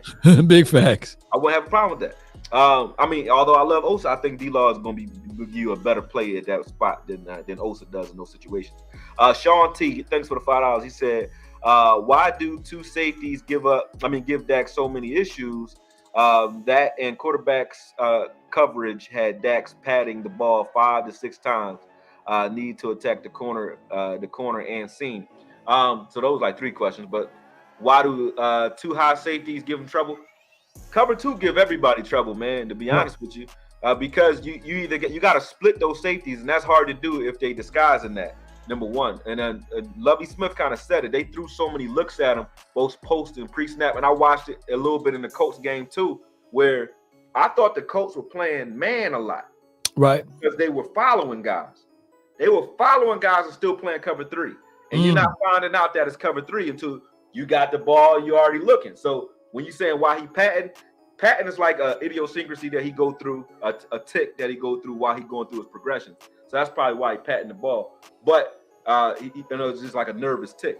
But when you look at his pre-snap IQ, Dak got a very high pre-snap IQ. You can't just come out there. And I think that's because he knows that he didn't coming into the league. He said, all I knew was Madden. So he learned how to identify everything pre-snap. So now coaches are disguising things so much for him that he's not figuring out what's going on until he already got the ball in his hands. And that's why you get some hesitance from Dak. You might get some errant passes out of that because the thing that was working for him the greatest, like Dak used to throw into the triangle. Right. Go to the edges short and throw deep across the middle only. That's the one thing that don't work for him no more. He hitting everything. It don't work. And let me break down cover 2 as well. Cover 2, you're supposed to be able to run, and you got to pass underneath. Yep. We don't have a guy like cover 2. Think two high safeties. You got your outside cornerbacks, so you got to throw into zones, or you got to throw into pockets, and you got to also understand that you got sink hook or hook in the middle of Okoye. That when that middle linebacker bail out. You can sit underneath that. And it's on, and you can't hold on to that, right? Dak said, because once he drop into that hook, shoot, you supposed to go underneath or run. So go back and watch the 98-yarder, right? Dak had to, when he was in the end zone, he had to throw out and up. Those DBs and those linebackers basically was batting to jumping up at the ball. He knew that that's where the soft spot in the zone. And the area on cover 2, the weakness of any cover 2, look it up, y'all, is deep in the middle of the field, deep middle. If you can get there, and you got to throw that ball. That middle linebacker, make him. Yeah, you got to throw that thing right at it. And I get it. A lot of people don't like the dink and dunk, but that's what you're supposed to do on the cover 2. Make them pay, make those DBs get down, and then if they play, press out? You call it 2-man under. Yeah, you playing 2-man under, then shoot. Post you can eat with a post or a skinny, and those are trunk plays. And that's what I would love. I would love to see press 2-man under, and the safety he gonna have to hold. He can't break to the edge until the ball is determined. If not, coach gonna eat him up because he still gotta take care of the middle of the field. And if you got a person that can run a seam, ladies and gentlemen, they playing 2-man under, that's gonna be a chunk play or a post. And I think that on a post or gonna come in and make that work for us though. That's gonna work for you. We were trying it with Lamb all season.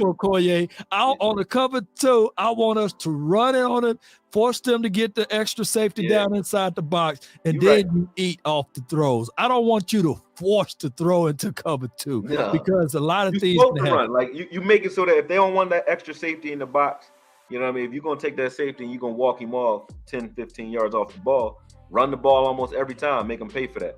But we got DJ's world too. Appreciate you, Sean T. Hope that answered your question. But yeah, I agree with you 100%. Run the ball, make them pay for that. DJ's world said 14 Tony Romo or any year of Dak. No hate, but I'm thinking Tony. So you basically saying, would you take any of Tony Romo's season over Dak's? I ain't never seen Tony Romo on a team like this. I can say that. Period. So no. I mean, Tony. No. Give me true talk. Give me 14 Romo and 14 days on this team. You know, yeah. You can have everybody else. Give me 14 Romo and days. You know, with show with this team. Show and show. Yeah, that's a little crazy. That's crazy. I thought he was saying 14 seasons. Did Romo even play 14 seasons? I don't know. Yeah, he played 14 seasons, but okay, I thought he was saying but any if you talking Romo about 2014. I would say Tony. Let's just say this, man. It's and no shade upon Dak Prescott. We talking about this experience. We talking about the chemistry levels of the quarterback. Come on with the wide receiver. No, Romo was one of my favorites. I think Romo would beast with a strong running game. Romo showed you what he can do. When he had the same problems that Dak has, people just don't give him the same hell for it. Tony Romo was trying to carry the team himself too. And when he started breaking down a little bit, he learned my running back and my tight end are my best friends, man. So he just started handing the ball off like crazy in 2014, and we saw the difference. He had to do what he needed to do to win games in the end, but he trusted and relied on his run game. So I think Dak has learned that now, though. He seemed like he's getting it to a degree. So I don't got a problem with Dak right now, man. I wouldn't say I would like them both. I really wouldn't care. And for those who thinking that Tony Romo threw the ball all over the field in that year, he only threw for 300 yards one time in that entire season, by the way. Yep. So what people thinking that what they want, hey, you just got to be mindful of that too. You know, it wasn't.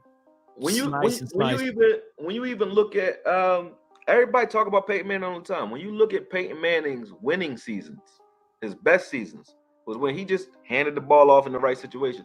Tom Brady as well. Like Tom Brady's best friend were his running backs, LeGarrette Blount, James White, Burkhead, those guys. Like when he or Corey Dillon. When they have a strong running game, they're hard to beat. A good quarterback that knows how to putt, be a good finisher is what I mean. They're hard to beat with a team around them, and that's all you really need, regardless of who it is. I think Dak has shown me, though, this season. He's shown me so far that he has what it takes to pull out those gutsy games, and he understands that he don't got to carry this team, not just because of what he's doing on the field, but he's actually saying it. And he wasn't saying that before. He used to say little glib shit. They used to maybe say, like, come on, man. Like, why are you saying this? Like, stop putting it on your receivers. Like, you don't need to be throwing all the time. You don't need to be a 50 pass. You don't need to be Mahomes to be great. You know what I mean? Right. But now he kind of get it. So I ain't been saying nothing about it. But we got more to hear. It's a lot of y'all super chatting in here. I appreciate that. That's the law. That's the law effect. Yeah, I appreciate it. Come up here, they treat me like a stripper when you in here.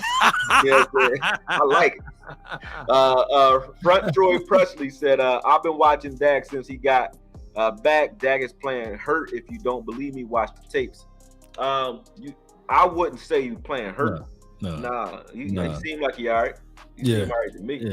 You know, he making throws that he wasn't. Like I said, Dak used to only be able to throw across the middle. If you forced him to throw long or deep outside or timing routes outside, those were his problems. That's why he was throwing picks like crazy doing that. Now his picks are coming in his sweet spot, which is across the middle. Right. He's not coming to the outside. He actually, and for that, like, look at that Noah Brown catch that we were just talking about when Noah Brown dove to the outside.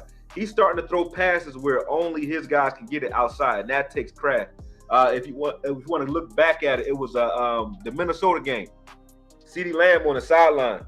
Dak is running out. He's running to the sideline. He sees Pat Pete in between CeeDee Lamb and him. He can't throw the ball straight at him. He had to throw the ball out of bounds where CeeDee Lamb can lay down and still catch that ball and run while running. So Dak is making throws that he wasn't accustomed to making throughout the rest of his career. So I don't think he hurt. Right. So, Dak Dak, what, 14 touchdowns to 9 interceptions, or could be right around there. Yeah, somewhere. You know, he gonna have to get better with that, but also we call out here wide receivers got to do their job too to help them. Yeah, yeah. I would say like the majority of his interceptions. The reason I if somebody gonna complain about some interceptions, it's probably gonna be me. But the reason I haven't complained much about him is because there is truth to the fact that Lamb is supposed to break across those guys' faces, regardless. There's no reason why Dak would throw at a single high safety that he can see standing there pre-snap. He's standing in the same spot. Safety's literally moving because he's trying to sit you down right underneath him and hope that you cross his face. But when you see what Jalen Petrie was doing to guys, you see why guys don't want to cross those guys' faces, because that's a free hit and they don't want to take that. So that's what my knock was on Lamb. It's like, you're a tough guy, but I think those are business decisions that he's making when it's not IQ. It ain't IQ, because I know after the first one you was told, hey, cross the face. Right. So why you ain't do it the next time or the next time or the next? Hey, you don't want and these receivers, they be when they let it down, like even Schultz, he get let down, he gonna start pointing to his knee, like, oh, my knee. I see Schultz. Oh, my knee. He roll over. He start doing the Fred Sanford and Sons joint, like, oh, I'm coming, Lillian. Lay down. I know he gonna go back to Dak. Damn, Dak, I didn't know you were gonna hit me right there. That tight. So it was my knee, you know what I'm saying? And then James Washington, oh, my feet, man. I'm just take me out, man. I ain't ready yet, Drummer Cam said, what kind of passing concepts would we have ran against the Texans soft zone? I think Law kind of answered that already. Like, you should have ran more. And like he said, when those safeties are split wide, you got a two-way option with that middle linebacker if he's not a Micah Parsons, Fred Warner type of guy who got that athleticism. Because if you look at, you see how LVE is. When we run cover 2 with LVE, it's a reason we don't run a lot of cover 2. Because if you have LVE out there having to change directions in the middle of the field, you're gonna get killed. He gonna make the tackle. He might get there for the tackle, but he's not able to break anything up because his change of direction skills, just like most linebackers, ain't the greatest. Going backwards, stopping on a dime, coming back forward, that's something that safeties and corners practice. Linebackers generally don't do that very well. Right. And even though like Christian Harris last night, I mean, he's a 4-4 guy, y'all. So as a linebacker for the Texans, he don't have the greatest change of direction, but shoot, use him on an island, man. Run the ball more. Shoot, Tony and Zeke was killing it on the edge and just shied away from him. Yeah, the Texans was very. I give it to him. We already gonna get everybody best punch because of who we are, but now winning and being a team that's like rolling teams over, like once you put on film several times in one season that you can easily score 30, you can put up 30 like nothing. Right. Once the team know that, you already gonna get their attention in the film room. That's number one.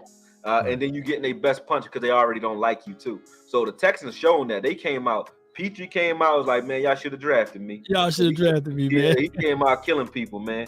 And the same thing, but really everybody. I saw Malik Collins actually was playing well too. Like everybody was hitting over there. Number one, Smith was a backup corner. He got 2 interceptions. You know what I mean? Like those guys. What was his first name? Man? Smith was balling, dog. I don't know his first name. I never heard of him. I know it wasn't Jalen. Esai Harrell might be able to tell you, but Esai Harrell really a Cowboys fan. I asked him. I said, who number 5 for your team, man? He said, he ain't no Petrie name. I said, how y'all know him? That's your player. Wow.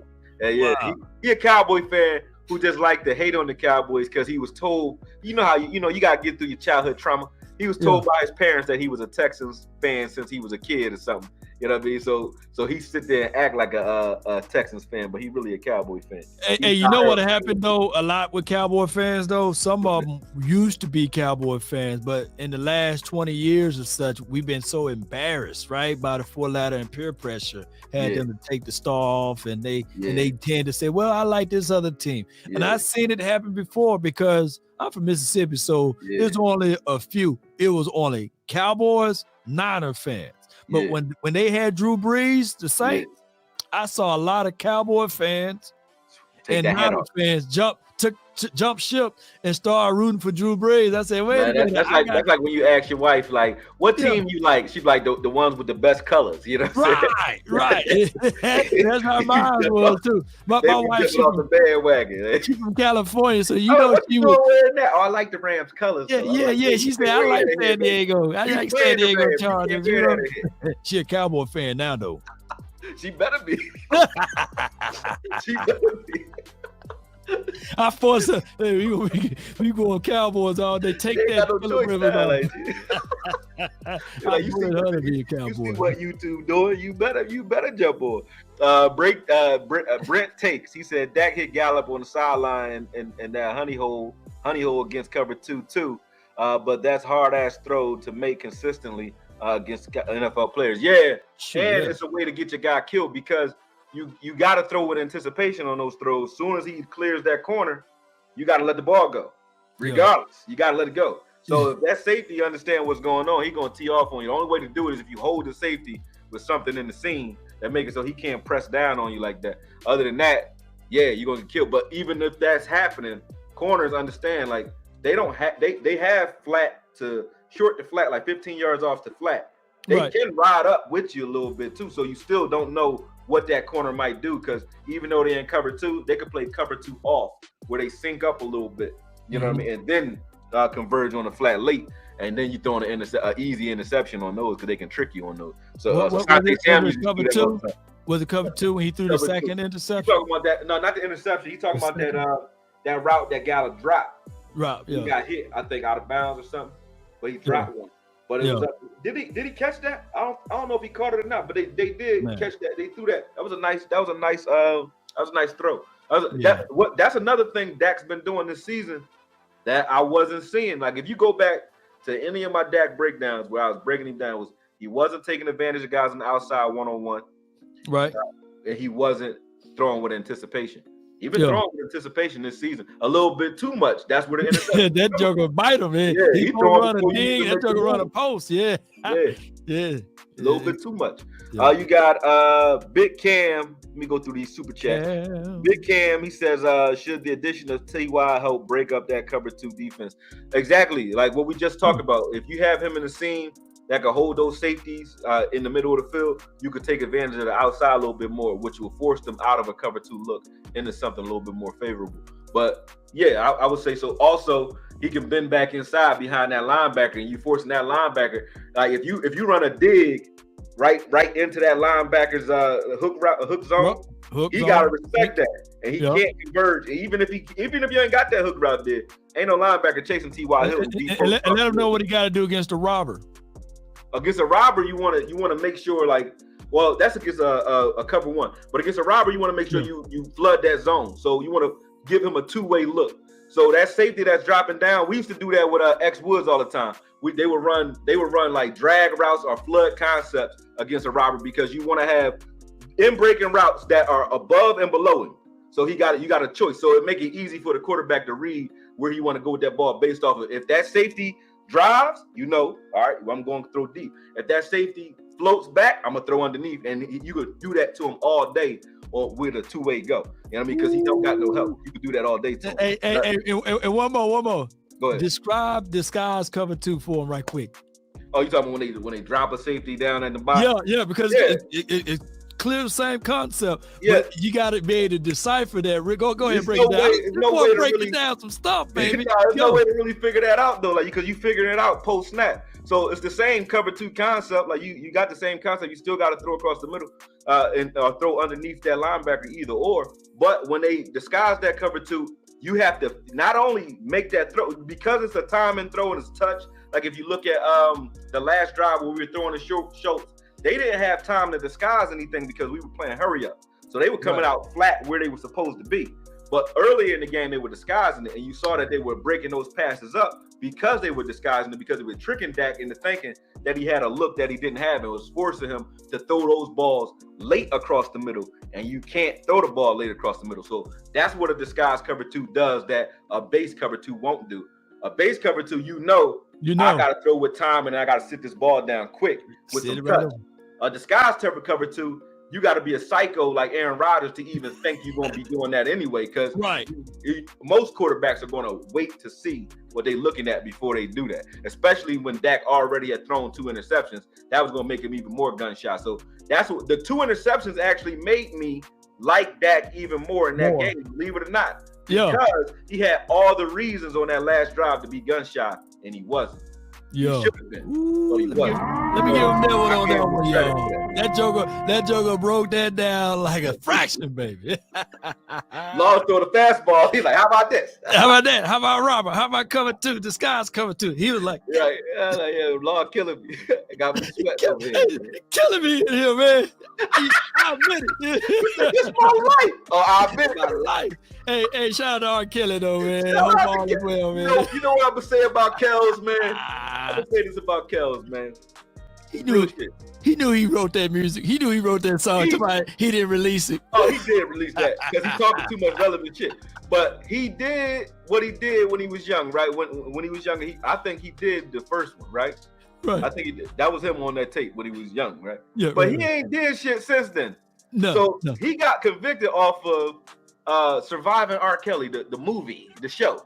He got convicted because it was no way he was getting a fair trial. Bill Cosby here, man. The Quaaludes that happened in 1973. Yeah. They're like, look, you know what he did that made them come after him like that? He tried to buy back his catalog, which is worth like $1 billion right now. He wanted to buy back his catalog. They said, oh yeah, we got you. They turned him off like a light.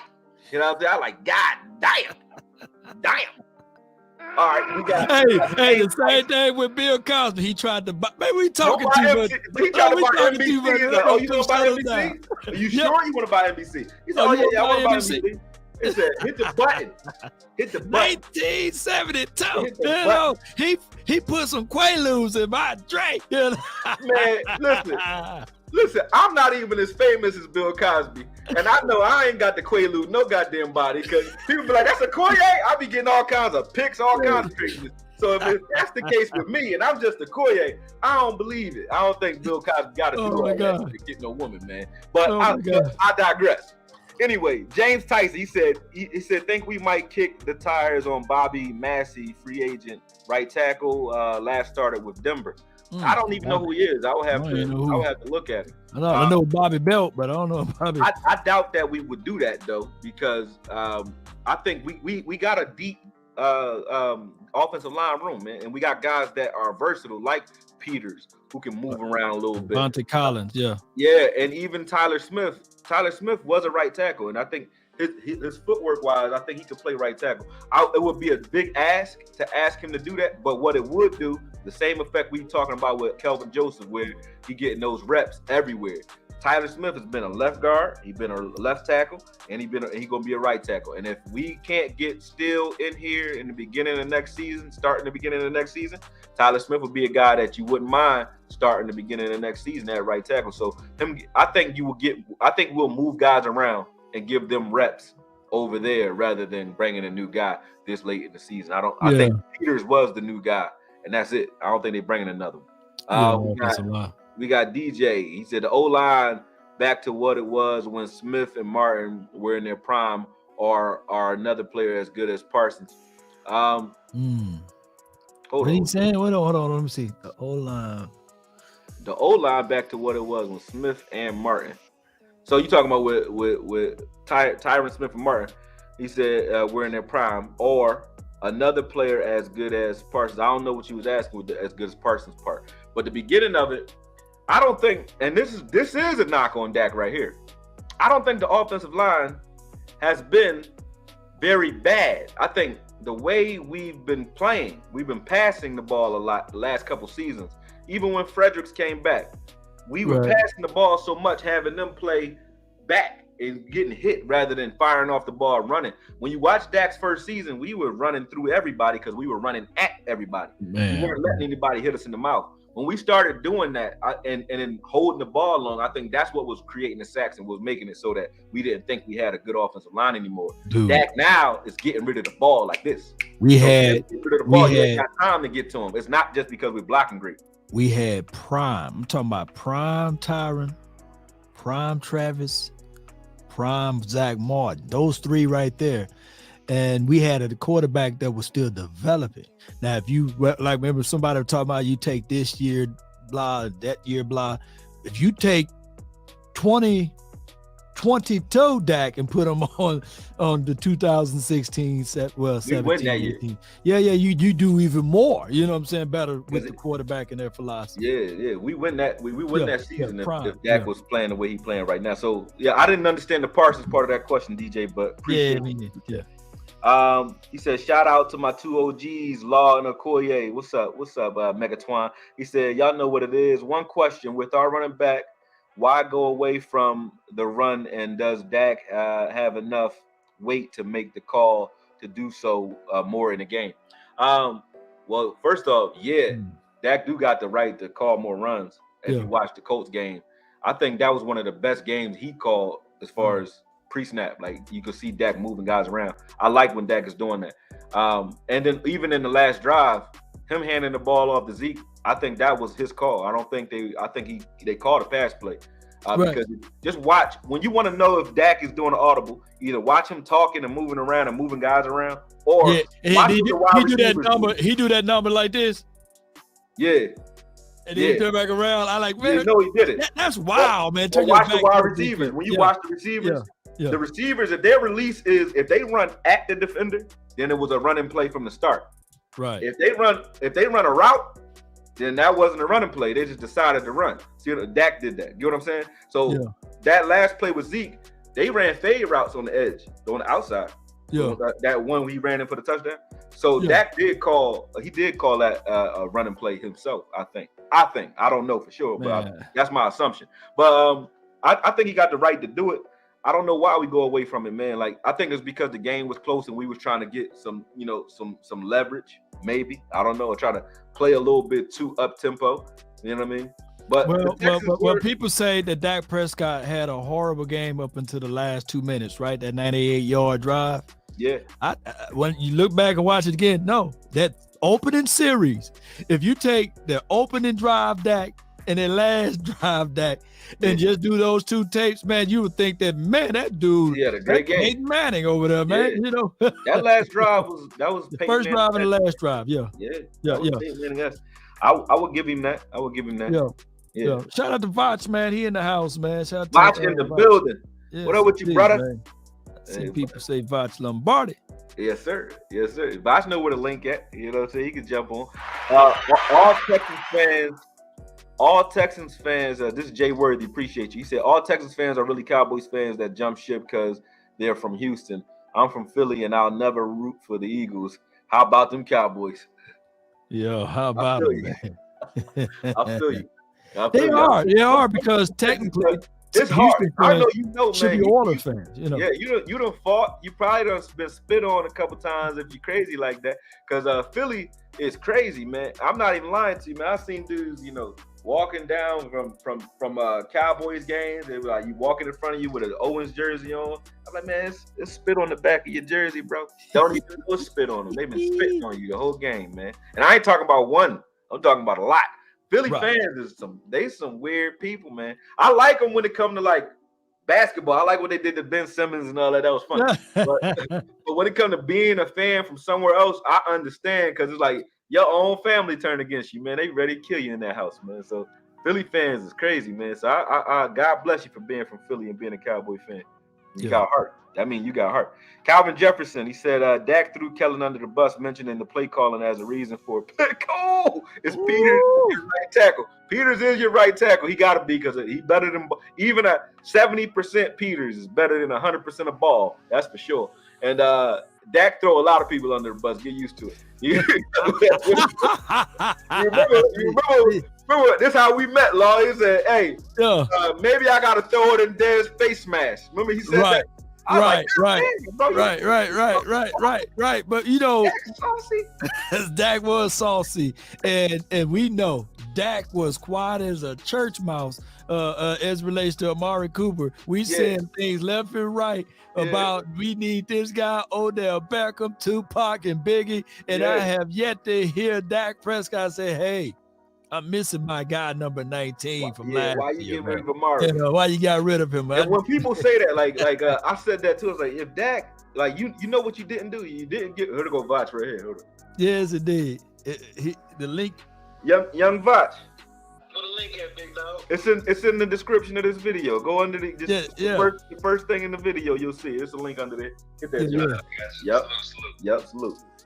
Yeah, that's how I jumped on. When you look at what we don't do, we ain't get rid of Michael Irvin. We wasn't going to get rid of Michael Irvin. We wasn't going to get rid of Jay Novacek. You wasn't going to get rid of Witten. You know why? Because don't nobody get rid of their quarterback security blanket. Nobody. So when they do that, it's because the quarterback okayed that. There ain't no way you get rid of the guy that your quarterback love throwing to, and the quarterback don't complain, don't say nothing. You know what I mean? So I already knew it. Like, you don't want piss. So when he said that was the Black Kirk, Dak was the Black Kirk cousin. I know they said it was he showed it defended. He showed it say nah. You know what I'm saying? Both sides. Because Lord, do you have any truth to that? Passer rating when targeting Amari Cooper last season was 122.7. Right. You don't lose that out there on the field. And 8 touchdowns, by the way. No. And then the whole season. Come on. And then you got Gallup that's hurt. When you get rid of him, Gallup is hurt. Right. You know, and then this season, we going after Odell Beckham with no knees. You know what I'm saying? Right. Or T.Y. Hilton. And neither one of them is an upgrade to what Amari Cooper was already doing, already here. That's like you got a Ferrari sitting in the driveway, and you like, give me that Honda. You know give me that Honda, man. Yeah. 6-cylinder at that, you know. Vach, love Marty. What's up, good brother? Listen, man. I wish I had a war chant to do for you. Shit. There you go. Hey, listen. There you go. Yeah. What's up? Oh, yeah, I was sitting up there listening to y'all, man. I was sitting there listening to y'all. I didn't even think about it, but Dak do be throwing people under the bus, man. You listen to his last press conference. He was like, yeah, man, shit, man. Noah Brown didn't even see the ball. he said Noah Brown. So I don't know what happened there, you know what I mean? You got shit to clean up, but we'll be all right. Threw that boy under 18 wheels, didn't he? Yeah, when CD Lamb missed that, caused that interception across the middle of the field, like miscommunication. I don't know. Maybe he didn't see no. I don't know. Yeah, he don't know what he's doing out there. Like, yeah, he will throw you under the bus real quick. Like, what's good, fellas? He's not playing. Yo, what's good with you, man? Man, you know what I'm saying? I'm just, we chopping it up. Go ahead, direct that. Chopping up, freestyling. Hey, man, you know, man, I just, you know what I'm saying, clocked out the volume and I tapped in and I hear Law Nation talking about that Dak ain't do too bad in the first place. Yo, Law, if Dalton Schultz catches touchdown and Zeke don't fall down the red zone, the score might be 42-15, you know what I'm saying? Wow. And that's a whole nother conversation that we ain't even have, man. You know, Dak wasn't perfect or whatever, man. Right. But even in these bad games, whether it be this one, Green Bay, or like the Giants or some of these air quote bad games, we still able to put up 27, 28 points on the boards, you know what I'm saying? So right, 100. So, you know what I mean? We can probably be bad on offense. We just can't be bad on offense and defense and on goddamn special teams. Cavante was like, man, I'm 5'5", man, 155 pounds. Man. You got one job, man. Catch that damn ball. Let me tell you something, man. Let me tell you something. Koye, about your one job thing, that's what I was thinking. Look, if you got a long list of jobs, we might let it slide. You know what I mean? Right. But if Cavante Turpin, you really ain't playing wide receiver. All you got to do is catch the punt. And look, he on the side. Look, we've been loving Cavante all year, but now he on the sideline smiling, doing backflips. You better sit your ass down and catch that punt. Doing backflips after the game and shit. You better quit smiling. What the hell is wrong with your ass, man? You better chill.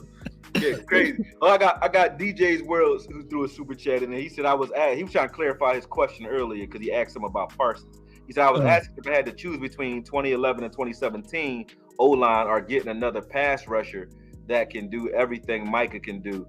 Who do you choose? Man, Micah is a once in a lifetime player. If you see Micah Parsons, that's like saying, do you choose Lawrence Taylor if he's available? Of course, you're always going to take him. So I get what your question is now. Appreciate that, but yeah, I would still answer it the same way.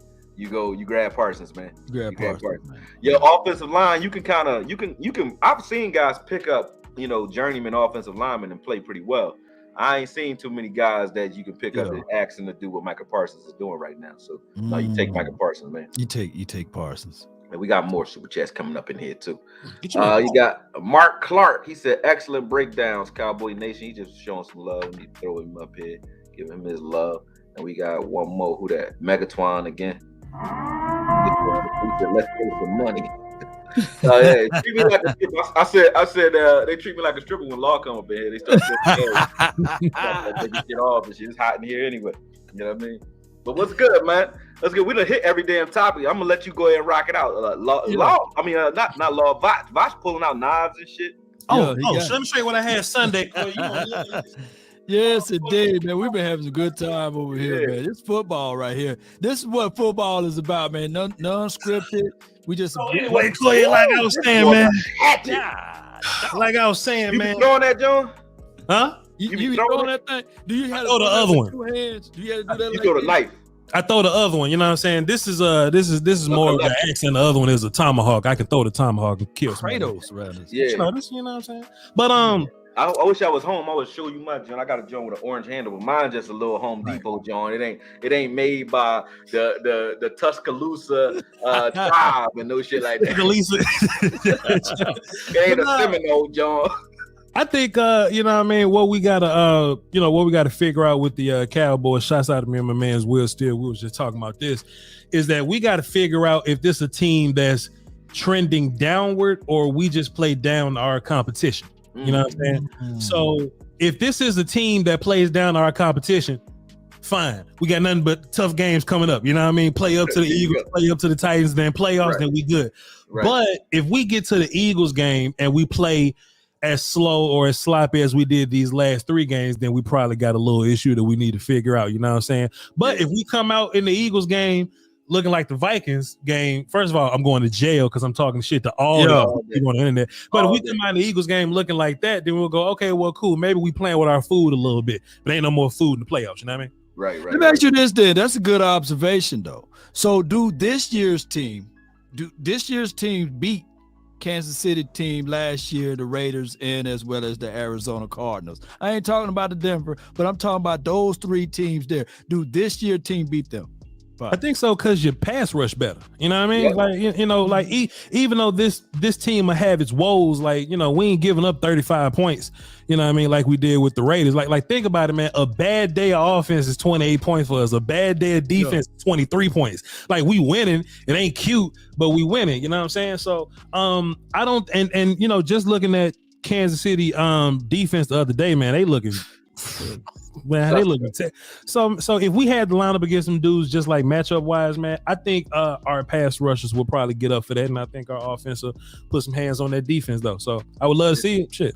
And not just that, we've been in games like those games last year. We've been in those games this season. Right. We just pulling them out now. The Texas games easily could have been one of those games where we was a letdown game. You know what I mean? Yeah. But we pulling them out now. We weren't able to do that last season. So I think automatically we already showed that that's why I said I'm not on Dak ass, because he done transcended that wall where it's like I can win these games that are against us, where we're not supposed to win. Like we stole that game yesterday. Koya, let me just get focused and just talk to the audience for a second, man. Listen, bro, we got to stop looking. We got to stop looking for validation from Eagles fans. We got to stop looking for validation for Shannon Sharp and Skip Bayless. We got to stop looking for validation from Shady and McCoy and things. We're the bad guy. I realize this, man. We're the bad guy, man. Teams want us to lose. We could blow out an 8-1 team by 33 points. They're going to say, well, that team's a fraud. We can barely beat a team with a good defense. They're like, oh, well, that's not a gritty win. You just probably should have beat them a little better. The best team in the NFC can have a close game with them, but they're brave and courageous and gritty and pulling out at the end. Bro, we just got to live with the fact that these people not rocking with us, man. We just need to have that FM attitude. Yep. We just need to have that attitude, man. They not gonna be rocking with us, dog. So we don't need to be. If they not in the house, if they not a part of any of these audiences, if they not tapped in with us like that, man. If they not tapped in with us on social media, bro, we don't need to be looking. John 367, the Eagles fan on Twitter, say we not good. Who gives a Who gives a goddamn? At the end of the day, I feel like that too. Like Skip and Shannon, they look like they about to go at it too. I just watching that. But when you look at the way they address that coming back at the end of that game, and then you look at like games like Kirk Cousins versus the Bills, right? Right. They were playing trash. Both of them had, I think Josh Allen probably had the worst game out of the two. But in those games, like, even when you see Josh Allen sliding, I'm not hearing it. when he's throwing interceptions and they right. Back. I'm not hearing, are they real? I'm not hearing these questions. You know what I'm saying? It's just he's going through a lull. They don't give Dak those same concessions. And I'm starting to see that real clear now. So it's giving me the same energy I was having when I first started and I was mad about Dez because of the narrative. I think it's just the Cowboys thing, though, where there's sometimes an inside man where Jerry going to 105 and he's going to drop some jewels and let it be a frenzy. Or it's guys from the outside that just really don't like the fact that the Cowboys are always plastered all over the place, like Shady McCoy, who said that Dak ain't doing shit this season. He just throwing shit. Come on, man. Like, when you listen to that, it's to grab you. It's to get. That's like their version of clickbait. They know it's going to piss you off as a Cowboy fan because we got the biggest fan base, and they know that's going to piss people off. But you know, if you start responding to that a little bit too often, you ain't never going to start making videos, man. You know what I mean? So I don't think. Come on now. Let me ask Voch this, man, because I asked you, Okoye. Go ahead. Are we utilizing Parsons the right way, Voch? Yeah, let's hear your answer. Let me hear your thoughts on this, man. I think we are, but I'll double up on that and ask you a question. Are we using Trey Diggs properly? Right? Because I think Parsons is going to be who Parsons is, right? But if there's two impediments to the Dallas Cowboys, is run game and is deep passes versus cornerback number 2.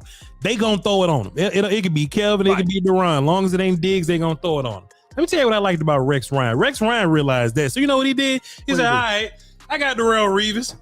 If Darrelle Revis right here, everybody else going to be over here. It's going to be, you're going to get 2 safety helps. Yep. It's not practical, right? So who the fuck finna throw on Revis, right? So now we get these games to where they're not really throwing on Trey Diggs. If they throw the ball on Trey Diggs, they're trying to hold the ball and do some double move. We got pass rushes to help deal with that. So now I wish you would try to throw a deep ball versus Trey Diggs, the cornerback with the best ball skills in the league, probably better than some wide receivers in the league. So if I'm Dan Quinn and I'm just a YouTuber, I'm just Voch, I'm nobody. But if it's just me, if y'all not gonna throw at Trey, then cool. I'll let Trey follow whoever he gonna follow. But whoever Kelvin and Duran them on, we gonna shade help over on that side. So now you gonna pick. You either gonna throw in the doubles or you gonna throw it at Trey. Pass rush gonna do what it do in the first place. That's my retort to you, Law Nation. We're using Michael Parsons. Let me ask you this, though, before you address that, Law. Do you think that the reason they doing that, though, Voch, is because we're trying to keep those 3 safeties on the field by keeping J-Rod Kurtz down in the box? You think that's the reason we're not coming out there and helping the other side of the field because we keep J-Rock out there? I do think you need J. Ron and Donovan for like run support. You know what I mean? So they can be there and they can hybrid up the run support cover tight end role or whatever, right? But if you like, even if it's simple, right? Even if it's like one high, Malik Hooker don't need to play the middle of the field. You ain't gonna run the Trey side. But, you know what I mean? You really ain't got to change nothing. You ain't got to change. Look, even if it's cover 3, fine. You cover your deep middle, but just cheat over a little bit. Trey's fine. Trey got his side. So that's what made me think that Dan's probably not using Trey to the best of his ability. Plus, we know that he's shutting down Justin Jefferson. He's shutting down Michael Pittman. He's shutting down Terry McLaurin, Jamar Chase early this year, man. Trey can travel now. So I think we should use that. Yeah, man, that's a brilliant observation, man. Look, both of us, we been talking for an hour. We didn't think of that part of it. Because I look at it, man. Shout out to you here too, because I was looking at it like this. They run Trey Diggs' way, right? Sure do. They don't pass Trey Diggs' way. They run his way, and they pass the opposite way. And they challenge. They do this against us with the tunnel screens and everything, smokes or what have you, to alleviate the pressure that Parsons brings to the table. Yeah. How can we stop this, Voch? How can we stop these running quarterback things, this college style of offenses that they have presented to us, man? How do we do this? He probably was on the volume when we was talking about that too, because I want to hear what he think about moving D-Law inside on those against running quarterbacks. I think you can I think you can live with the running quarterbacks because at most all they're gonna get you is a first down or something like that. Like and while they out there, like how they gonna pretty much attack you. It's the big plays that kill us, man. It's these chunk plays. It's these deep passes that's killing us. I think Dan Quinn has lived with the idea that y'all probably gonna scramble for a couple yards, and that's fine, because Daniel Jones will do it. Joe Burrow did it. You know what I mean? Like these guys they'll run around for a little bit, but can you beat us in the air? And I think he's more concerned with beating us in the air. But they throw that bitch to cornerback too anyway. You know what I mean? Right. So, you know what's crazy? even with those, man, we still haven't been giving up a hell of a lot of passing yards. Like, no. You would just give up one per game, and they still end up with like 200, 170, something like that. So it still ain't killing us as much as it looked like. It feels like it's killing us, but we ain't even giving up 20 yards, 20 points a game either. Not on a regular basis. So it just feels worse than it actually is because we got a standard now that we're trying to uphold. You know what I mean? Yeah. You got a question right here too. He said, Botch, I'm glad you stepped in. He asked us this already. Big Cam, shout out to you, appreciate you. He said, Botch, I'm glad you stepped in. What would you do with our O-line issue at right tackle? Would you right tackle? How work the line knowing Peters is always gas? He basically said, how would you work the line knowing that Peters is always gas? Peters always gas? How we know he always gas? It appears that way. His ass out as if something must be wrong with him. So he said that's just because he's 400 pounds. Peters ain't tired. He all right. His ass gonna have to play now. That motherfucker better run some gases after practice. Goddamn it! Look, ain't no tired now. I think it's easy. Like, nobody's allowed to get hurt no more. 77, 73, 63, 70, 71. They got to be your lineup, man. We've been saying the whole, like, you had depth at left tackle, and you kind of still do. But Terrence Steele was the one dude on that offensive line that couldn't go down, because if he did, it was Josh Ball season. And Josh Ball was in that mug for 12 plays, 13, 15 plays. They was like, Peters did some shit. He growing up. They're like, hey, get your help back. Get him out of here, man. Save your quarterback, man. I have been on those sidelines before. Somebody said, get his ass out of here. Well, somebody get him out of here. And they was like, who gonna do it? They not moving Tyler. Everybody look down the line. Jason Peters like, everybody look down the bench. All right, man. But when Jason Peters got in the game, we didn't hear shit from Okoronkwo no more. Okoronkwo could have made the damn Pro Bowl if Josh Ball stayed in there. But Jason Peters went in there, he erased. So Jason Peters ain't gonna be amazing, but you just got to be better than Josh Ball, and that don't take much. Man, Vach, I was listening to you guys right before I jumped on with Okoye, and one of the things that people were saying is that, hey, what about continuity? I said, dog, you went off on that guy. Can you break down the continuity thing? Because people think that continuity is what you need with his offensive front five. Vach played offensive line. Not only did I play offensive line, I played center. You playing center, you got to be the nucleus, and you're responsible for both sides. Continuity is important. It is. But the one thing that's better than continuity is better dudes.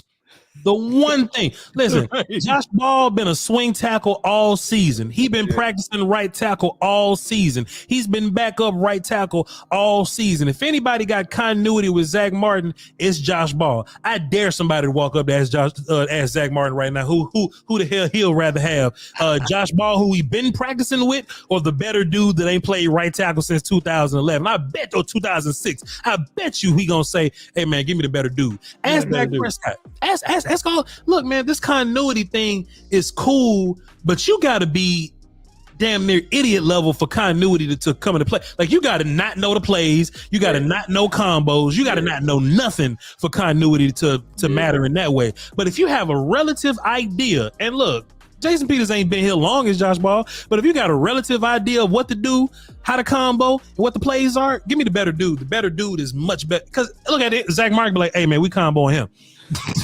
Hey man, go get him. Zach Martin tell you what to do, long as you can do it once you get there. Yeah. So in the chat, y'all put better dude in there, because Dennis Houston and Jalen Tower got a lot of continuity with Dak Prescott, but look where they at right now. We bringing in T.Y. Hilton. Give me the age, man. Give me the T.Y. Give me the better dude. Give me T.Y. over that continuity. I said, God dog, y'all know it. Better dude time. Jalen Tolbert knees work perfectly fine. T.Y. Hilton ain't had a good ACL since Andrew Luck played. Come on in, because he ain't giving us something. Get your ass in here, better dude. You shitting me? Look, and that Dennis Houston shit, all that Dennis Houston shit. Hey man, how the hell Dennis Houston make the team? Hey man, Dak Laker, man, he in the right place at the right time. We played a game and a half versus goddamn Tampa Bay. Get Dennis Houston out the hell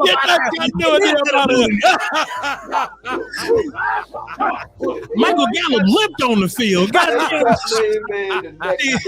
Look, hold on. How about Michael Gallup walking on the stick still? Get Dennis Houston out during the game. They're like, Jerry, we can't cut him during the game. They cut him now. Cut him now. That man was eating nachos in no time, boy. Get Dennis Houston ass up out of here. Yo.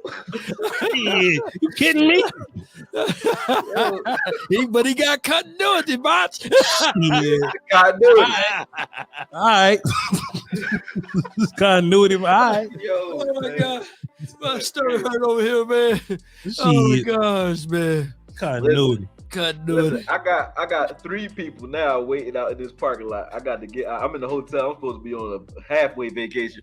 But listen, let's definitely do a Roundtable Friday. Roundtable. Roundtable Friday. On Friday, right? Roundtable Friday. Roundtable Friday. Everybody that's here, y'all early for it, man. I appreciate both of y'all jumping on and blessing me, man, because I really was jumping on to talk about TY for maybe 30 minutes. We've been on here, for 2 hours, man. Law started throwing some money, boy. You know, we can talk a little more. We can talk a little more. Oh, yeah. Okay. Y'all start throwing them change. I came in with the axe and shit. Like, I was like, sit down, man. Let's sit down. Listen, R. Kelly mentioned everybody. Then y'all started talking about R. Kelly. R. Kelly was like, one day I was at Walmart and the lady at Walmart, and she said, R. Kelly, you traumatized. Lady, how you gonna judge me? Let me tell you about Jerry Jones. Man, I can't stand Jerry Jones. Why you hate me, Jerry Jones? I was in a line at Chipotle. I admitted it. You admitted it, boy. That's why I know he really dropped that shit on purpose, because he started talking about it. Yeah, we know he dropped it. Come on, he was like, I'm gonna get this appeal. He's like, this shit gonna be fucking. This appeal gonna work. Watch this. They're gonna hear from me. 1 beat, 20 minutes. They gonna hear from me. Yeah, he killed that, man. Killed it. Oh my God, man. Shout out to all the 8Ks that's on here, man. Shout out to all my guys from the round table, Law Nation. Tell them where you from. Everybody here know y'all, but tell them where y'all from. I'm not used to being the host, so you know what I mean. Oh man, come on with it, man. Law Nation Sports, man. Find and follow me on multiple outlets under that name. Hey, you'll see my face, name, or logo. Hey, I already dropped TY film, so y'all check that out. We got some good nuances to it, man. And I'm probably go live again later on. You sure will. On MySpace and Black Planet, baby. Y'all come check me out on Loud Nation Sports. Yes, and Black People Meets, man. I'm everywhere. Man. Yo, you are not Black Planet, for real. He ain't on Black Planet, for real. You better not be on Black Planet, for real. You better not. Hey, Koye, you on Black Planet, for real? He be everywhere, man. Anywhere you look, you gonna find Law, man. Law be streaming on 8 I'm on Rumble. Y'all check out my Rumble page and my Twitter and TikTok, man. Come on. Where you from, Doc? That's where to find me, man. Vash Lombard. I ain't gonna plug too much. I'm just here for the love. Appreciate y'all, man. Appreciate that, man. Love y'all, man. Talk to y'all soon. I'm gonna get out here because I know I'm getting cursed out. My phone keep going. They've been going off for the last 30 minutes. They're like, they gonna leave now. Let them wait. R. Kelly gonna be looking for you, man. I was waiting on a Koye. Tell it on me too. 10 minutes, 20 minutes, 30 minutes. Yeah, I get out of here, man. Oh, I just hit the extra button. I got you, man. I'm out. Peace, man.